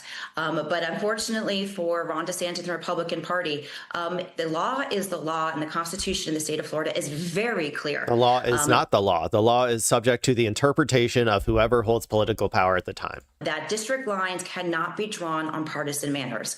Even if these maps uphold, the fact of the matter is they water down all of their red districts. We have incredible candidates that are running up and down our state, all the way from... That's what I've been saying, is that this is possible that it could backfire. I'm not going to say for sure that it's going to, but it is possible that making all of these lean red districts could backfire just due to the sheer unpopularity of the Republican Party. Congressional District 1 all the way down to 28. Some are veterans, first responders, Teach for America alumni, teachers, and just everyday Floridians that are tired of the chaos in Washington, D.C. They're tired of the fact that just like every other Floridian, they can't afford their groceries. They can't afford their rent. They can't afford their property insurance, utility bills, and everything that goes on here in the state of Florida. So doing the numbers here, Republicans are looking at a potential gain 4 seats, moving to a 24-4 majority despite this map redraw. It could put several Republican seats at risk because GOP gerrymandering spread Republicans too thin across the state. Yep, absolutely. And what we have seen is that districts that were, in fact, R plus 34 are now R plus 11, R plus 12. And again, since we've been overperforming the national average and movement left at 17 points, we flipped the city of Miami, we flipped Mar-a-Lago, Tampa Bay area, Escambia County for the first time in almost 30, 40 years. So the fact of the matter is people in the state of Florida, Democrats, Republicans, and independents don't like this, that even the polling today shows overwhelming support for nonpartisan maps and overwhelming support to vote out any of these legislators that voted for these maps. So we're pretty confident that the work that's been happening on the ground here in the state of Florida, the overhand played by the Republicans and by Ron DeSantis, who is gleeful today that he intentionally violated the Florida Constitution. This is going to have a reckoning in November. We are ready. We are organized on the ground, and we're going to make them pay for this. It could. That my qualm is always with Democrats putting up shitty candidates. If you put up like centrist ass corporate Democrats, then you're not going to win those seats. If you put up populists, like left populists, is my preference, but if you put up some sort of populist or someone who has like a real vision for economic change in these districts, then you might have a chance. I also have so little faith with the Democratic Party that I'm like, I don't know, man, maybe, I never bet on Democrats not to drop the ball, right? Like when it comes to like the blue wave that we should get like in the midterms, and I think that we probably will get some form of it. The Democrats will do everything in their power to mitigate that because they honestly don't want to have too much power. Like if they want to limit the amount that they win by. The ideal situation for Democrats is that they They are the opposition party with just enough votes to stop like the absolute worst parts of the Republican agenda, but allow the rest of them through. Like that's the ideal situation for the Democratic Party in terms of like their leadership and what they want. So yeah, I don't know, man. Good luck with your lawsuits. I don't have a lot of faith that that's going to go anywhere. But let's go and move on now to we're going to go watch some more Fox News cope about May Day. Because I'm noticing a new thing this year, because May Day, we've had May Day celebrations and like events in America for at least the past couple years now. I at least went to one last year, I think. And they've been growing in prominence, right? And there's no evidence that something is starting to like worry the people in power. Then as soon as Fox News starts like ragging on it, right? Like as soon as Fox News starts trying to put out their propaganda or whatever against it, that's when you know that it's starting to actually like mean something and have some form of power. It's the same way like when Hassan finally broke containment, right? Like where he used to be just some like Twitch streamer that like weirdos like me who are like terminally obsessed with politics online. It used to be something that like we knew about, and then it broke containment and the billionaires found out about Hassan, and now they have a segment like their daily condemnation of Hassan. They do it on Fox News every day now. But that's like another symbol that Hassan is like, his prominence is growing, and he's now an actual threat to he's viewed as a threat to the people in power. And I think this is a similar situation where they're starting to get really like worried about worker solidarity growing and these May Day events in particular. So let's go ahead and watch this video of what. Let's try and figure out what narrative they're trying to come up with. I'm sure it won't have anything to do with Soros. Four cities, one playbook, May Day protest planning uncovered. Let's see it.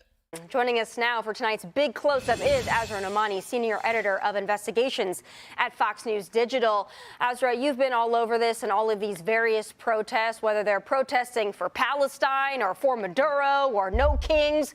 Seems like we've got a new protest every weekend. Yesterday, of course, the May Day protest. They do this every year. Was this funded by someone up top, or was this really as grassroots as the folks on the ground maybe believe it was? Oh my gosh. So, at Fox News Digital, we sent reporters to 4 cities: Minneapolis, New York City, Washington, D.C., where I was, and Los Angeles. No St. Louis? Come on. What's wrong with you? Yeah, Hassan Piker was in St. Louis, and you can't spare one reporter to go report on your favorite derangement, like autistic obsession, like your favorite political autistic obsession, Hassan Piker. Come on, man. Seriously.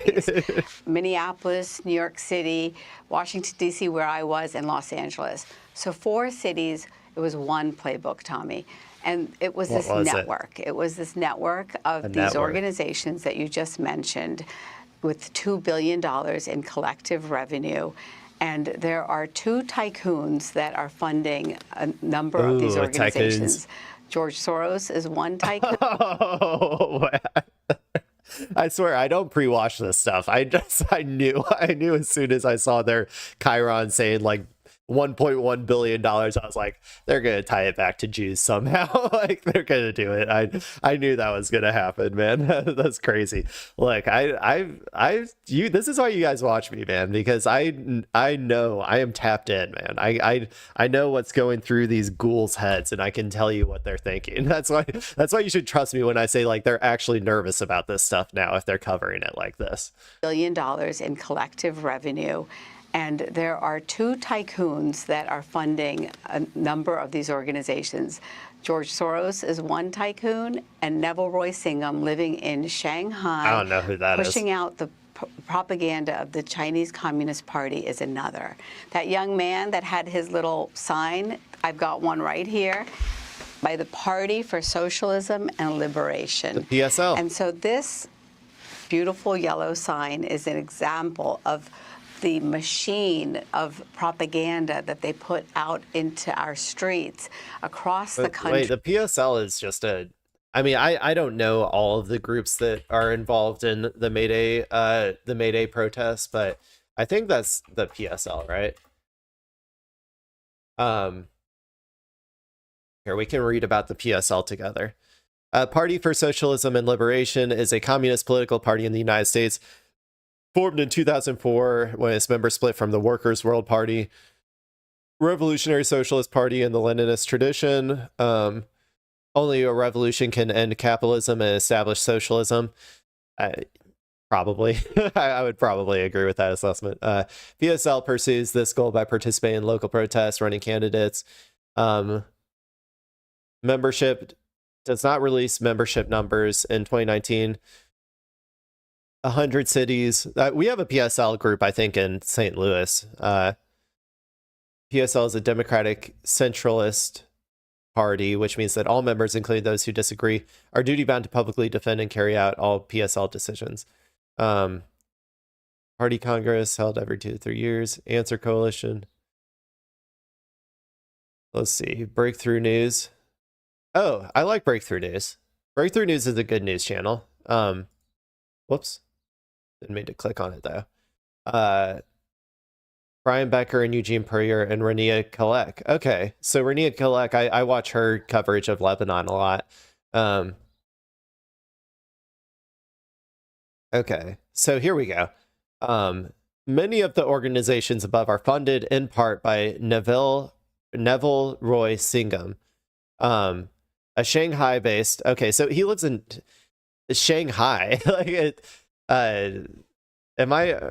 Shanghai is like the capitalist portion of China, right? Am I wrong on that? A Shanghai-based American billionaire businessman who supports organization and media outlets that have been noted for echoing pro-Beijing talking points. Doesn't Shanghai, don't they not like Beijing? Am I wrong? Maybe I'm thinking of the wrong city. I can't get too deep into it. Okay, take everything I'm saying with a grain of salt. I'm trying to remember. I thought Shanghai was like the capitalist portion. A direct administered populous area. Okay, whatever. Anyway, but Neville Roy Singham. Most of this funding comes from the Justice and Education Fund, to which Neville Singham has donated more than $20 million. Okay. So it sounds like he might be an actual booster of this particular organization, the PSL.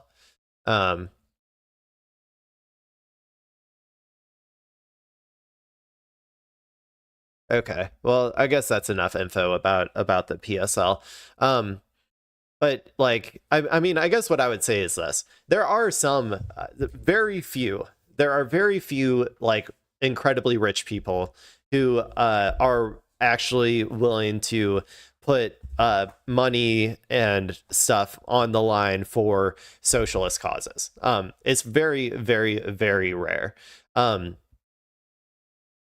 so I think the thing that I would say is I don't really care if they do it. You know, I don't want them to corrupt these organizations in any way. I guess I would say that, like, I would probably limit their funding to some extent. And like I'm a member of DSA, right? So I pay my dues. If you pay your dues, I think you should have the same amount. Like if you pay whatever amount that you are willing to donate, I think that you should have just the same amount of vote and representation in those groups as anybody else. But obviously, you know, we're like, when it comes to socialist organizations and stuff, there is such a disadvantage when it comes to funding, like compared to like right-wing groups or like Turning Point USA or whatever, right? Like all of these right-wing groups are so well funded. They have like, they said that this person donated like $20 million here.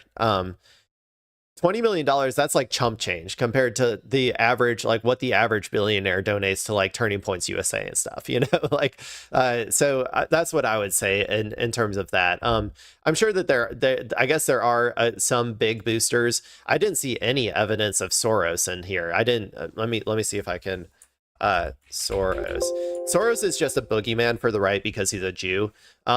and they're all anti-Semites. Like that's basically it. But Soros, what he does is he funds various liberal institutions. I wouldn't say that George Soros is in any way a socialist or wants to advance the cause of socialism in America.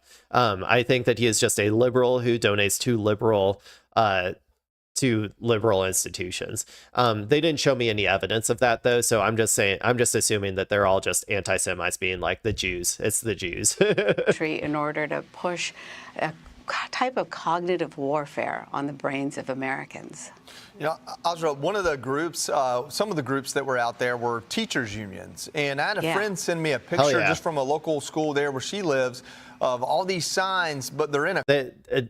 Fox News will never miss an opportunity to attack teachers. I'm telling you, if you ever, that I dare you to go out there and find a single clip of Fox News ever supporting teachers. I'm telling you, you are going to be searching for a long time. That's going to be your entire weekend, my friend. It is not possible. They hate teachers so fucking much. A classroom, and it's stuff like frick ice and other, you know, that's adorable, dude. Frick ice. I mean, come on. That is adorable. Yes, my young little communists, please go out there. Go out there with your cute, non-offensive language when it comes to the institution of ICE, which is like a brown person black bagging operation. There's a little bit of like a funny juxtaposition there of like using, you know, nice or like not using bad language for an institution as like violent as ICE. That's crazy. But yes, my young future communists, go out there, do your duty. Classroom, and it's stuff like frick ice and other, you know, orange man bad, basically. Kids wrote these signs. They wrote them in a classroom on school time. And I guess the idea was, I don't know, you know, what kind of protest was happening there near San Diego, but I guess the idea is they would get the kids out protesting as well. Yeah, because we know that indoctrination happens most successfully when you... I will say I am all for that, by the way. I think that it is an important part of your of your education to engage in civic activity. And to all of the right wingers out there who are complaining, right, because these kids are going out and engaging in, you know, basic acts of civic duty that you have to your country. Like you have a duty to your country to go engage in civic acts like this. OK. To all of the right wingers out there who are mad that they're all going out there and doing organizing for these events, I've got news for you. You can also set up your own political events that are protests that you can have your kids go out and do. The problem with right wingers is they never want to actually go engage in civic action. So like, if you want to go out there and like, I don't know, protest for what, like the your right to die for the state of Israel or whatever, like go out there, wave your Israeli flag, go do it. You're more than welcome to go out there and engage in your civic acts if you want to. Like, I really don't care. The problem is you're not going to do it. You're not going to do it. I know you're not going to do it. You know you're not going to do it, because engaging in like any sort of like civic duty for the country is an inherently like left-wing sort of like position. Like you have to be, it's a willingness to put your own personal time, like do something in your own personal time that is not directly benefiting you as an individual, that is benefiting the collective of society. So like I'm saying, I would love it if right wingers went out there and engaged in protests more often, or engaged in direct action more often. Even if it's for causes that I disapprove of, I would still prefer, as long as you're not like joining like, I don't know, a Klans rally or something, you know, like I don't know, like if you're doing that, maybe I would have a problem with it. But if you're going out and protesting for, I don't know, like your gun rights or whatever, I'm all for that, because I want people to be more civically engaged. I love that shit. That's great. Go do it. You're not going to. I know you're not going to. I dare you to. Anyway, let's see what's going to get her butt hurt about teaching kids how to engage in basic civics, the necessary the necessary part of a functioning society. Let's see what she's going to have a problem with here as well. Yeah, because we know that indoctrination happens most successfully when you are young. And so I got one of those pre-made signs from the National Education Association. Wow. It's a multi-million-dollar labor union.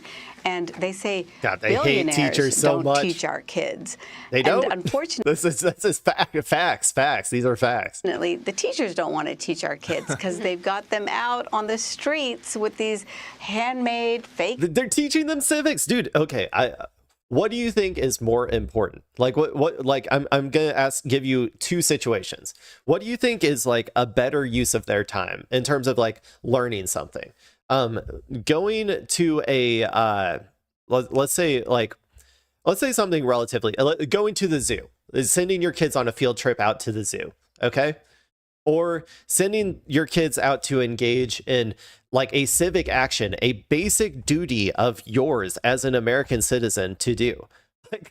This is a functioning of our society. This is how our society has been organized by our founding fathers, of like what you are supposed to engage in order to better the country. It's an act of patriotism to go out there and do your civic duty and these types of actions. What do you think is better? I'm serious. Like personally, I think that you will get more educational value. And I'm not even saying that there's no educational value from going to a zoo and learning about animals and stuff on a field trip. But I think that you get even more educational value out of like going to a direct civic action engagement like this. This is very important for being a like steward of our country. That's our duty as citizens. Our kids because they've got them out on the streets with these handmade fake signs pushing ideologies and ideas that they don't even understand. And that's the real tragedy, because we all know those kids need to be learning how to read, write, and do their arithmetic. But again, America's adversaries benefit when they distract us with this kind of ideological warfare and keep our kids from learning. Ezra, a great report. Well, what are you going to do about it? What are you going to do? I mean, I know what they're going to try to do about it. They're going to try to destroy teachers' unions and destroy teachers themselves and destroy the public school system. That's what they're going to try to do about it. The problem is this isn't going to go away. You can try as hard as you want to disenfranchise people from engaging in like civic action. I'm sorry, it's just not going to work. These are necessary steps to bettering the country and like getting policies across the board that are going to benefit the working class. So there's really just nothing you can do about it. The worse the conditions get, the more of this you're going to see. And like I said, there's literally nothing you can do about it. I'm sorry. Go cry harder. I follow you closely. Neville Roy Singham, you just singled out again, and you've been incredible on him. It's $278 million donations, but that's not really the question I have. It's about the issue of free speech versus sedition. If he's committing sedition here from China, shouldn't the United States government be able to sanction him? Well, you're absolutely right, Dr. Siegel. And, I was really happy to be able to talk to you because you wrote this book once called The Inner Pulse. Dude, I don't care about this dude. Okay, if sanction him, go for it.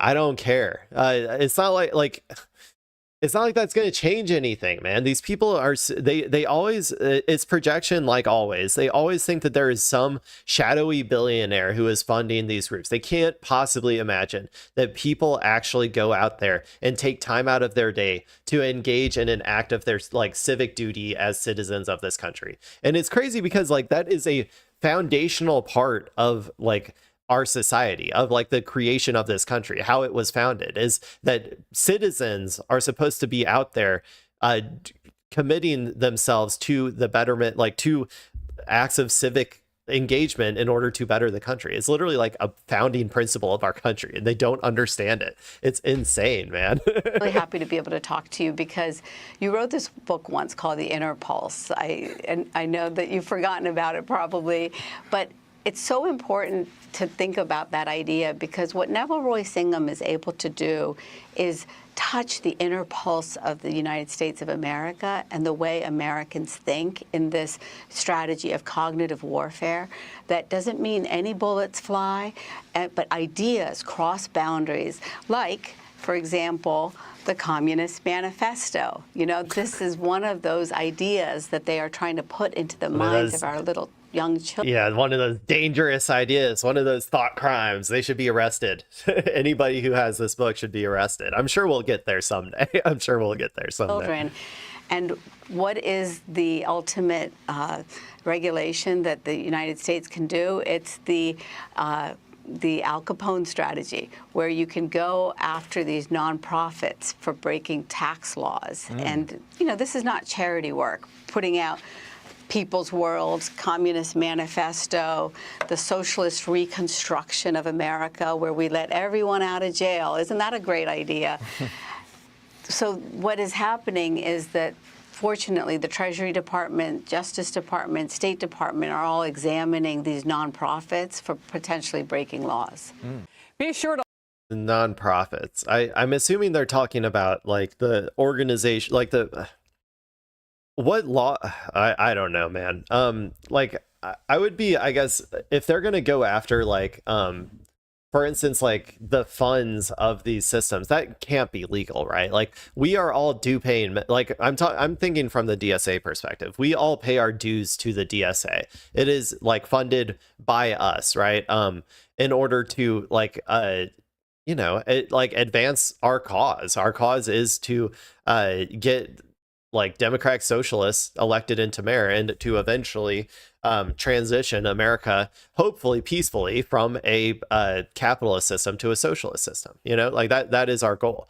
I don't understand what could possibly be construed as like illegal from that.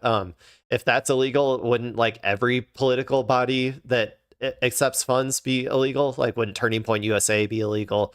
Wouldn't every think tank be illegal? Like all of these things are just all of these things, like they accept a bunch of money to then go engage in either acts or like research or whatever, right? They go and engage in these things to put forward their ideology. So if any of this is illegal, then all of it's illegal. And you can try. They're going to try. They're always going to try. It's not going to work, man. You can't suppress the people indefinitely. There's always a breaking point. The delusions of these people is, but also, like I said before, like this is just an example. Like they're putting all this. I've never seen Fox News go this hard against May Day protests before, which means that we're doing something right. The more they chirp, the more they bitch and moan about it, the more good that we're doing in the world, the further our reach is. So, okay, I think I'm going to go ahead and stop with the YouTube clips. I've been going on for a while. I was going to watch a video about debate pervertry, debate can you question the war and still be patriotic, but that's a 10-minute video. That means, considering how much I yap over everything, that will end up being like 30 minutes. So I'm just going to move on to x.com. If you want to see me talk about debate pervertry, you might have to come back tomorrow. So he's winning. What is this? This is the official White House account. Do you not have anything better to do? President Trump saying winning for 1 hour.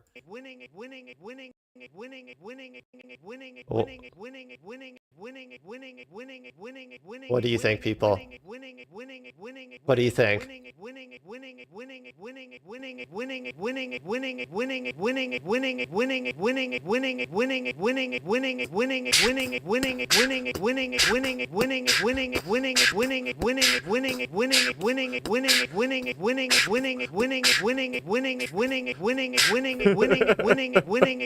Are you tired? Are you tired of winning yet? I hope you enjoyed that little beatboxing. I think I was a little bit off at first. It was hard to find the rhythm of that one. Winning it. Okay, let's see. I'm tired of winning, so let's move on. Pray for President Trump. No.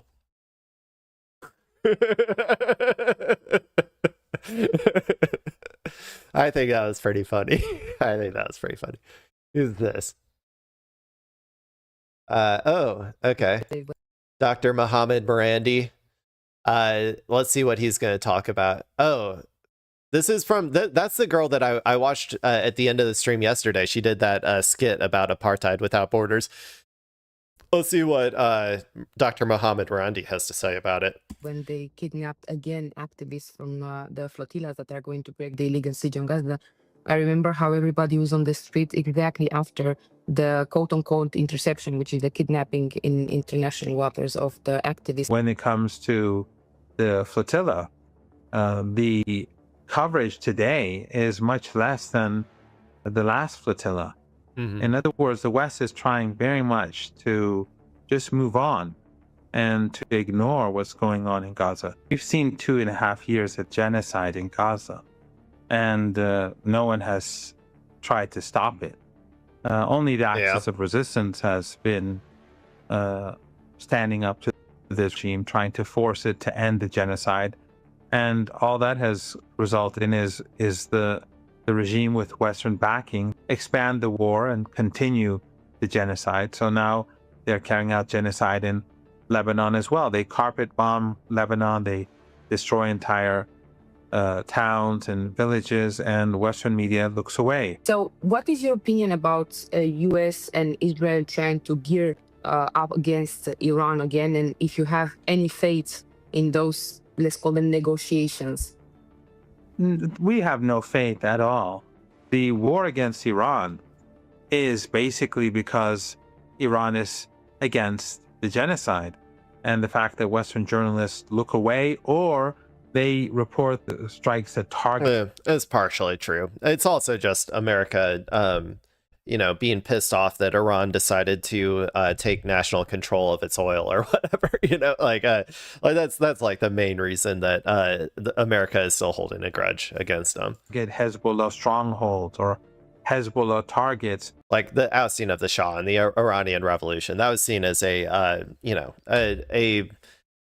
huge setback for America, so they got a little butthurt about it. Strikes that target Hezbollah strongholds or Hezbollah targets, where in fact everyone in Lebanon knows that they're just bombing apartment blocks and trying to flatten cities and towns out of hatred, contempt, spite, racism, ethno-supremacism, when the entire Western political order is backing aggression.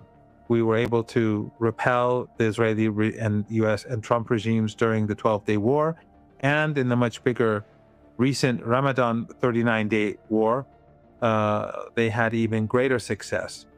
The belief is that there will be another assault, most probably, and it could take place this weekend because the markets will be closed, and the United States likes beginning wars when the markets are closed. That's why I always tell people to pray to the markets. You must give the markets your strength, people. They need it. Maybe not this, it didn't happen this weekend, but and the markets will be awake and ready to protect us tomorrow, but you must pray to the markets.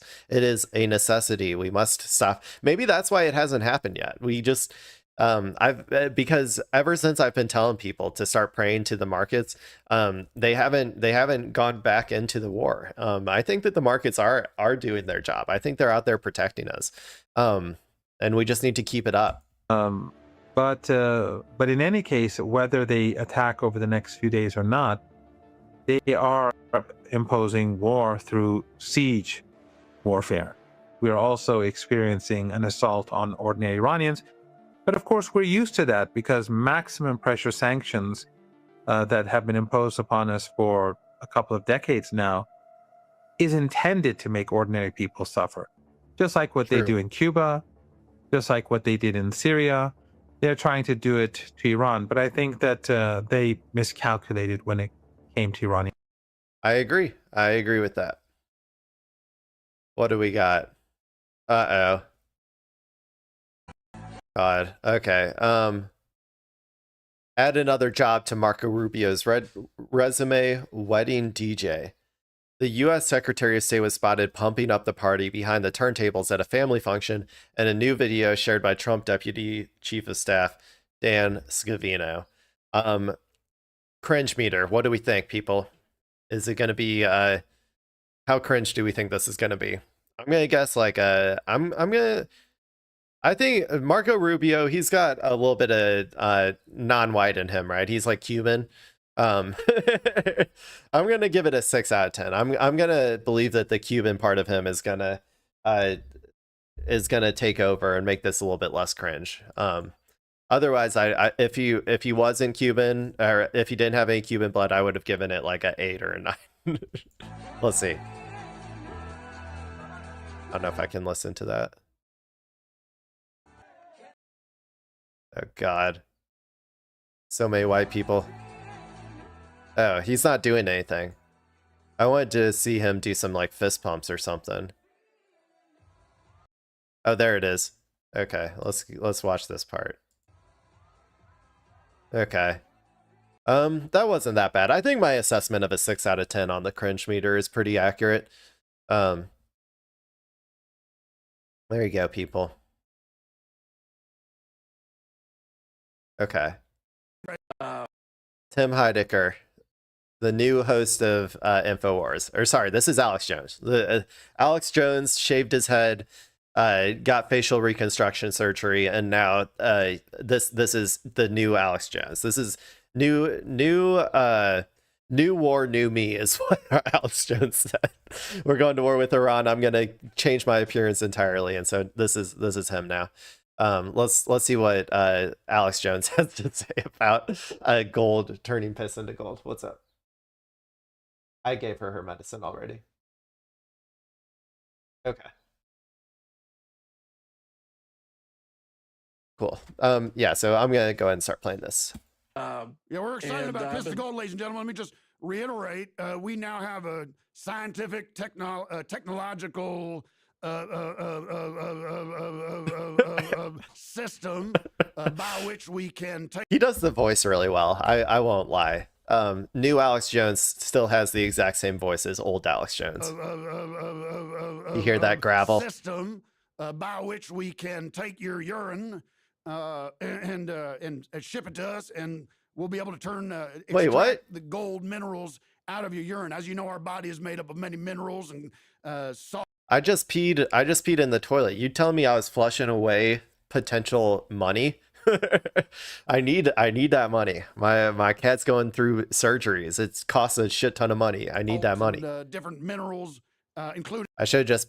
Do you think if I took my piss to the vet and was like, hey, will this cover it? Like, and I just gave them like a surgical or like those medical cups of pee. I just gave it to them, be like, will this cover it?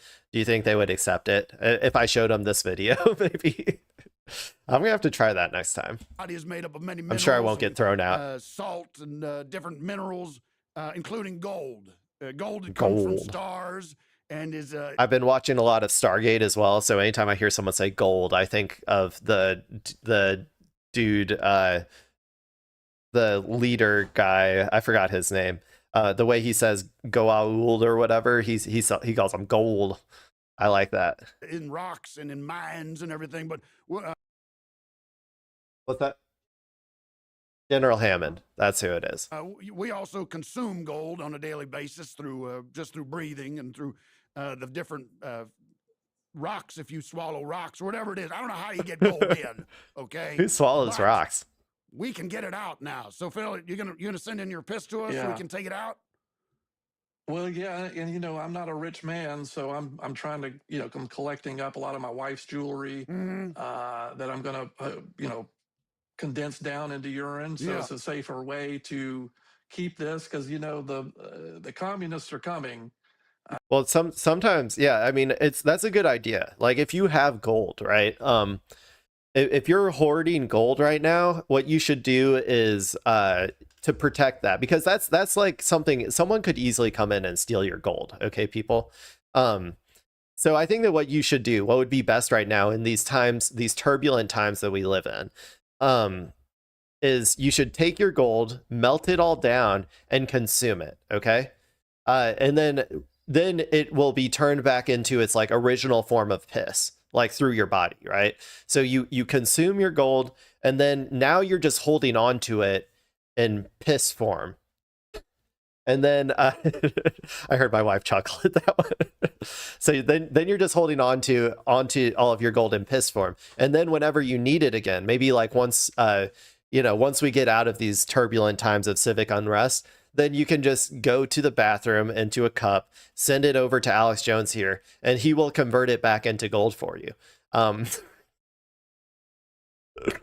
I feel legally obligated right now to say that this is comedy. Okay, I'm doing comedy. This is satire. I don't want people to actually do this. Okay, I normally I'm pretty like I'm pretty open with like letting people letting comedy be legal and letting my comedy just fly and like hold up on its own and not giving actual disclaimers, because I think in general I think that people are capable of understanding when I'm being satirical or whatever. But for that one, I felt a little bit of an obligation. Anyway, let's keep going. Let's keep watching the new Alex Jones explain to this guy how he can turn his piss into gold. The communists are coming. The communists they are. Here. The communists are here, They're Phil. going to take our gold. Right? They're going to come take our gold. Don't delude yourself. Don't lie to yourself. The communists are here, and they're running every sector of our economy, and they're running the government as well. Deep state is infiltrated into every sector, and this is the only way to get through that now is to build up your own personal war chest with funds from the gold in your urine. All right, so we gotta let you go now. Also, a good thing is like if you do that and you start you drink your gold and then now you are storing it in piss form, which is a lot safer than storing it in its true gold form. If you decide that you want to like let that piss out, like you don't want to just piss that down to the toilet, right? So you're gonna, if you do go through with this, you're gonna have to piss into your cup every single time and store that somewhere. But the good thing is that if somebody ever tries to rob you, like if they ever like break into your house and they're like looking for stuff to rob, like if you had gold, that shit would be gone instantly. If they go into like open up your vault and they just see like a ton of like walls of like of golden nectar of your piss just lining the walls, I don't think they're gonna take it, man. That a lot of people aren't even aware that you can transform your gold into piss and your piss back into gold. Like, so I think a lot of people would just leave that piss on the wall and like you would be safe, man. So I'm just saying, not a bad option. We gotta let you go, Phil. Okay. Good luck to you. Well, okay. Well, thank you, I guess. Feel free to call in anytime. That's a pretty good one. I think that was a pretty good bit that they had. I think that I added a lot to that one, people. Let me know in the comments if I added a lot to the piss to gold conversation. America is worth protecting. I agree. It's worth protecting from pedo billionaires. Okay. What do we got? I actually got to pee real quick, so I'm gonna let this one play while I go pee. Teaching about social justice, I started thinking about my 3-year-old who can barely put a sentence together. And thank God his school doesn't engage in this activity, but there are schools that are. It's wild. That's what they do in Cuba. Yeah. My 3-year-old came out and said, Mommy, isn't sharing caring? And I said to my 3-year-old, you shut your stupid mouth. What are you, a socialist? I told my dumbass 3-year-old, you have to extract as much surplus labor value from the people that you hire. Otherwise, they will steal from you. It's theft. Sharing is not caring. Sharing is communism and therefore terrifying. Stupid ass 3-year-old baby. And it's so subtle. I was watching a pop culture series. Midway through, they were bringing these socialist ideas forward in a way that was packed. Oh my God, she's not joking. Oh my God, she's sincerely saying that right now. She literally is like, no, my baby is not going to share the crayons. It's not even a bit. She's unironically being like, Bluey's a fucking communist. Bluey, it's more like ready to seize the means of production. You better stop this real quick. Capitalism is anti-human. All of the social conditioning that you learn about, being a kind person, being a good person is antithetical to the capitalist indoctrination. As contradictions worsen as people recognize the design of capitalist society. That was pretty funny, by the way. When he said ready, more like ready to seize the means of production, that was a pretty good one. I'll give Hassan a like for that one. Okay. Kyle car rants. Let's see what his latest car rant is. Dark woke commander Kyle Kalinske alongside the dark woke queen, who isn't necessarily dark woke at all. I'll be honest. I think Crystal Ball is not very, it's not dark woke. I don't want to. Yeah, I agree. I think that she is very like, I think she keeps things pretty clean in general. Kyle goes nutty on Twitter, man. I think that she avoids you know, the very the what am I trying to say? That, like, the stuff that could be interpreted as like lowbrow or whatever. I think that she avoids it pretty good. But that's why they make such a that's why they make such a good couple. Okay. They're playing the most dangerous game of all.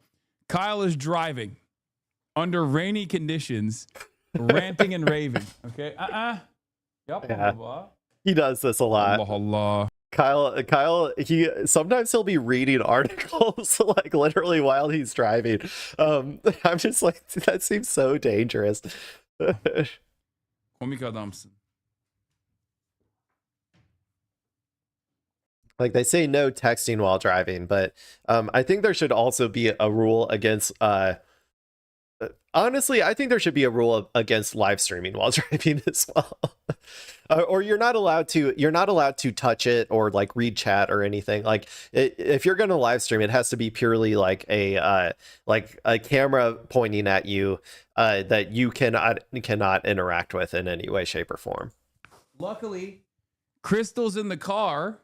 The queen is in the car to read the articles for our Dark Lord, our dark woke general, okay, our Brigadier General Kyle Kalinske, because otherwise he'd be doing the reading.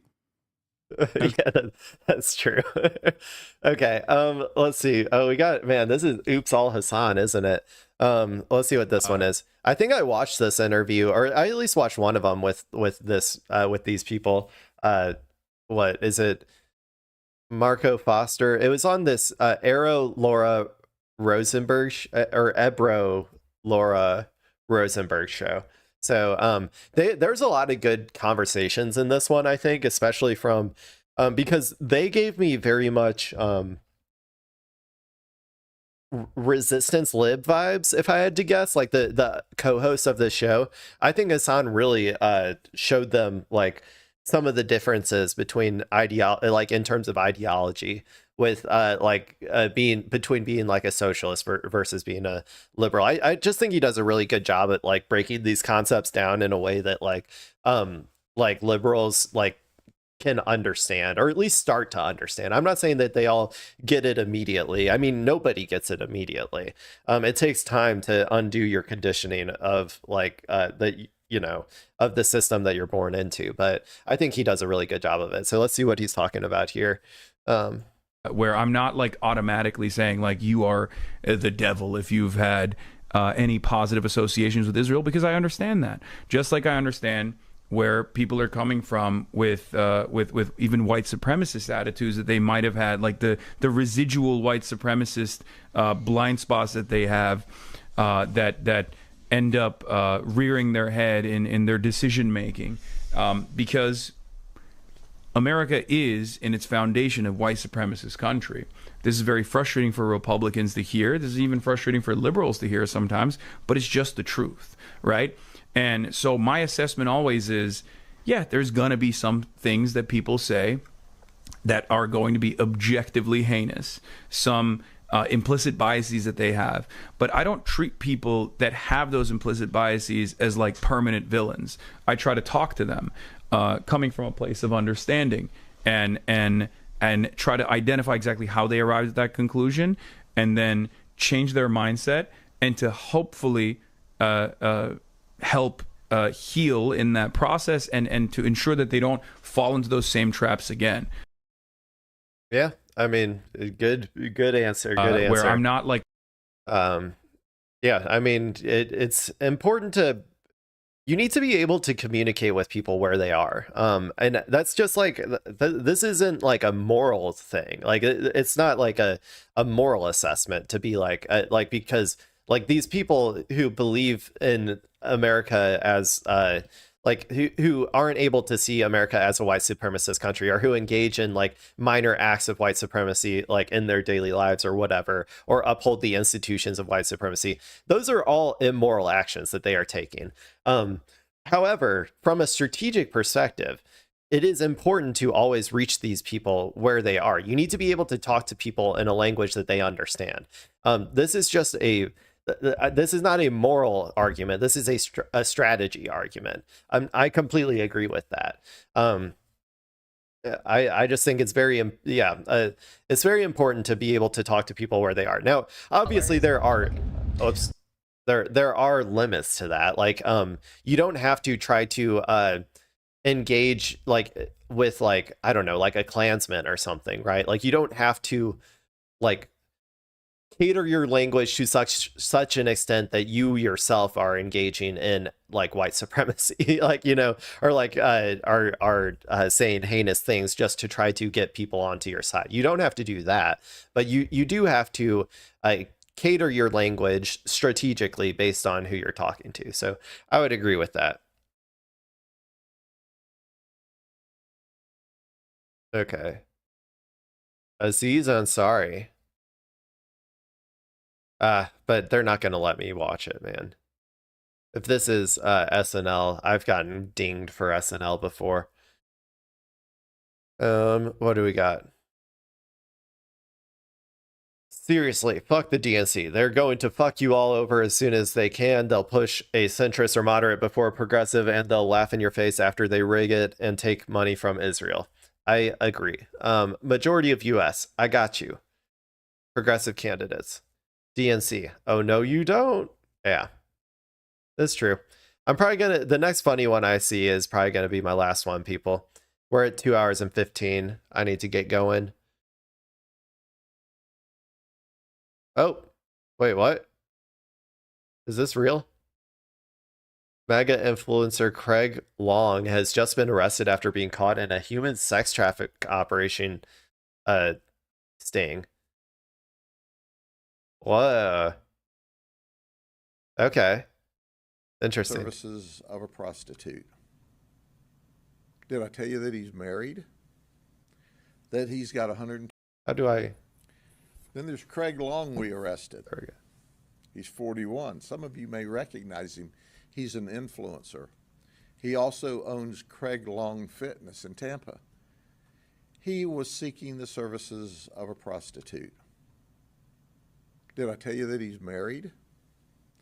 That he's got 125 followers? That's morality stuff. I mean, that's irrelevant to the charges. Was he sex trafficking that prostitute? Because that would be bad. On Instagram, 568 followers on TikTok. Well, that's pretty. Give him, wait a second. 568? 568 followers on TikTok. That's not that many. Well, I'm going to give him some content for his social media today.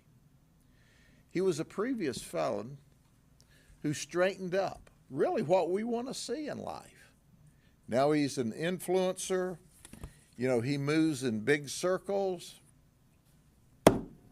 The biggest circles. Even with the president.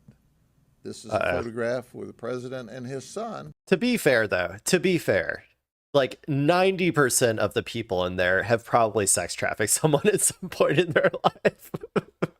I mean, come on, man. It's like this is the Epstein class. These are the pedobillionaires. Like, we don't have to blame our president, who has also engaged in that, according to the Epstein files, allegedly. We don't have to like blame him for taking a picture with one sex trafficker, because like I said, 90% of those people in that room have probably engaged in some form of sex trafficking at some point in their life. Not long ago. Now, we like to see people who make mistakes early in life, and he had a long history straighten up. We like the fact that he likes the cops. Heck, he liked them so much, he got caught up in a sting and got to be up and real close with the cops. We asked what his attitude was. They said, oh, he had a great attitude. He appreciates law enforcement. Yeah. Well, never trust somebody who is like very, very pro cop, by the way.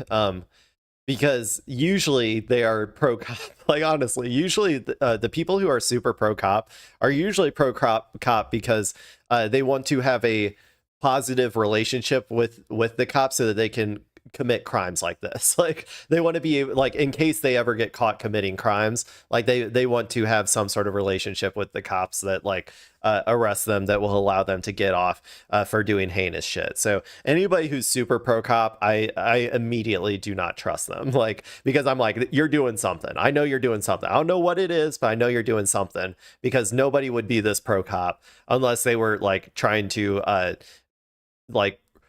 like pre-prepare for their inevitable arrest. That's my personal opinion. You don't have to take it. I don't care. That can be just for me. I'm not your dad. Whoa, that was crazy. Because I'm gonna be honest with you.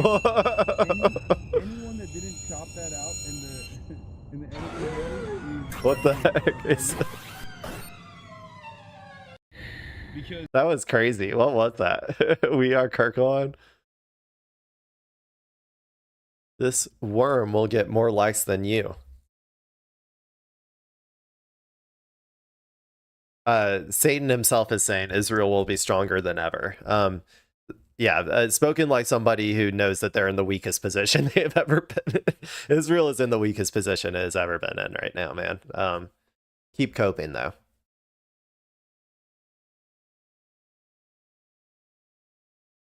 What's this? Jonah Goldberg. So Hassan Piker says America is in its foundation a white supremacist country. That's just objective reality. We saw like what we did to the indigenous people here. We know what America is.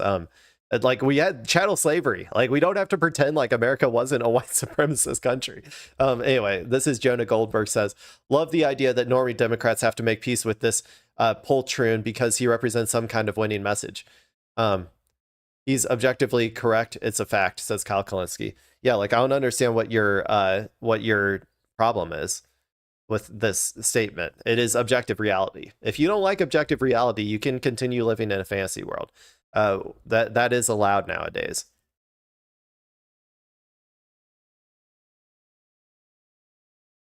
He gave Abdullah Sayed gave a speech, a commencement speech. Nice. Kneecap. We beat the British state 3 times in court. Now we have 1 week to get Fenian to #1. They rolled out judges' government. They saturated nothing. Oh, it's a new album called Fenian, I would have to guess.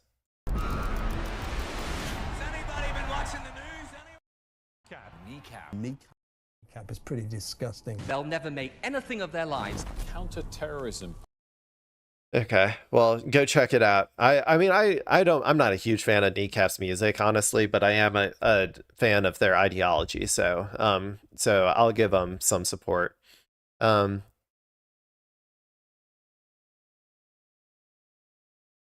Wow, look at all of these human rights organizations. Look at all of these human rights organizations. Amnesty International, Bet Salam, I'm trying to find the ones that I actually recognize. UN Human Rights, I guess that's, I can't remember. Another UN Human Rights watchdog. Oxfam. Let's see which other. I thought I saw another one. Human Rights Watch. I guess those are the only ones I recognize. But yeah, a lot of them. What is going on in Gaza is not a genocide, but a secret second thing I cannot name. M. Hurabil. I don't know. Okay, a San Francisco congressperson. Also, Israel doesn't say that it's a genocide, but everybody else does.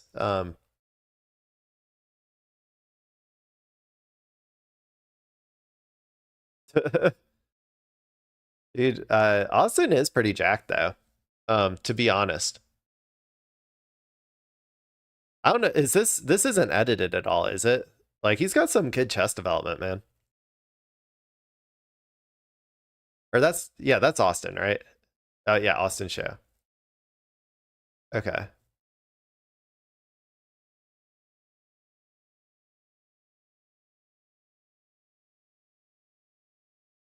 Summer Lee. What's this? Tap dancing on an Israeli flag. Nice.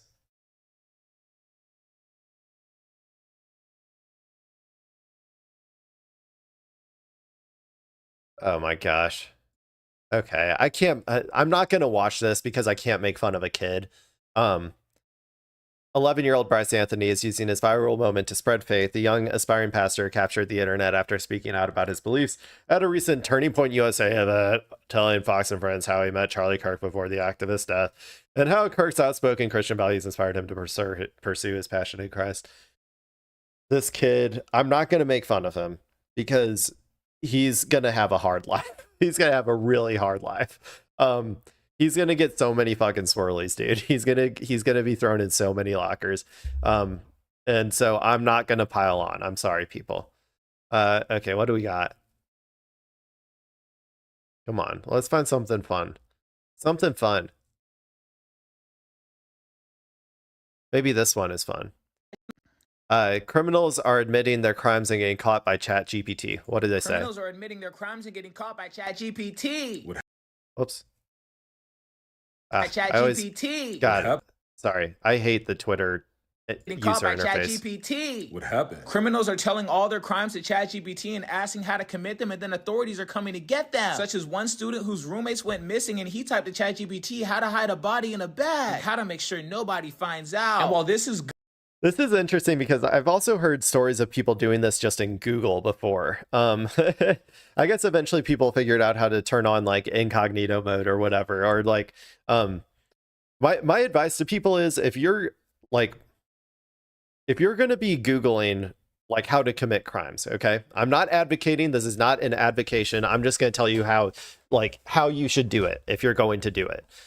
The way that you should do it is set up a VPN, get a new browser, probably like DuckDuckGo or something that has guaranteed no logs, no logins, no associations, no cookies, whatever. And then set up your VPN to have encryption on it, and then Google through or like DuckDuckGo or whatever that way. That's probably how you should do it. This is not an advocation or whatever, or like telling you to do it. I'm just telling you how you could do it.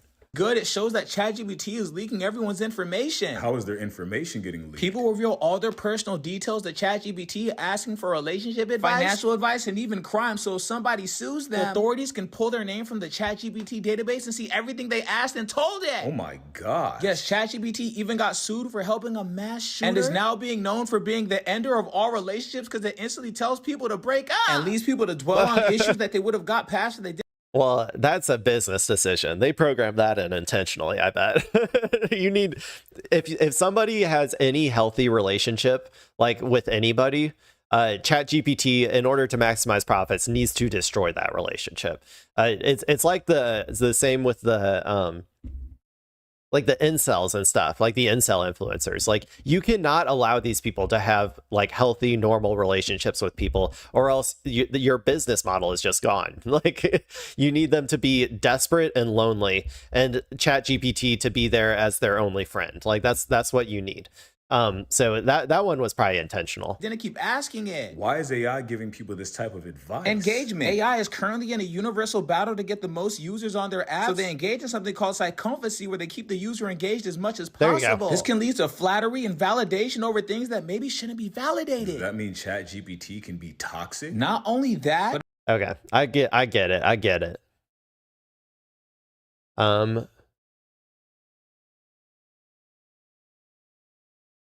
I'll like it.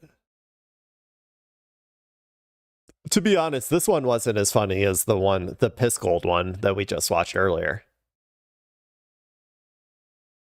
Okay. I'm not allowed. If only I were allowed to watch SNL on here. Okay. Okay, we're gonna end instead of something funny today, people. We're gonna end with something inspirational. Many people know that Bernie Sanders is old. He's an old ass. He's probably going to die any day now. I don't know that for sure. He still honestly seems relatively mentally and physically like good and stuff or whatever. So but anyway, this is going to be an inspiration to old heads out there everywhere, including myself. I have 1 foot in the grave. Bernie Sanders has 1.5. So, you know, this is going to be what we can all aspire to be when we get to be curmudgeonly old men like Bernie Sanders. Let's watch him sink a few like free throws or something over here. There you go. There you go, Bernie. Nice shot. Yeah. There you go. Wow, and a bank shot. There you go, people. There's your inspiration, okay? I hope that you all feel inspired. One day that will be all of us, okay? Time comes for us all, okay, people? We can't all be you know, revolutionary little youngsters for our entire for our entire lives. Unfortunately, one day we have to become old curmudgeons, but we can still play basketball. That is my words of inspiration to you. Okay, people, that is it for the stream. I hope you enjoyed it. I certainly did. Thank you for watching. If you are watching the VOD, love you too. This has been Technically Clay, and the stream is technically over. Bye-bye.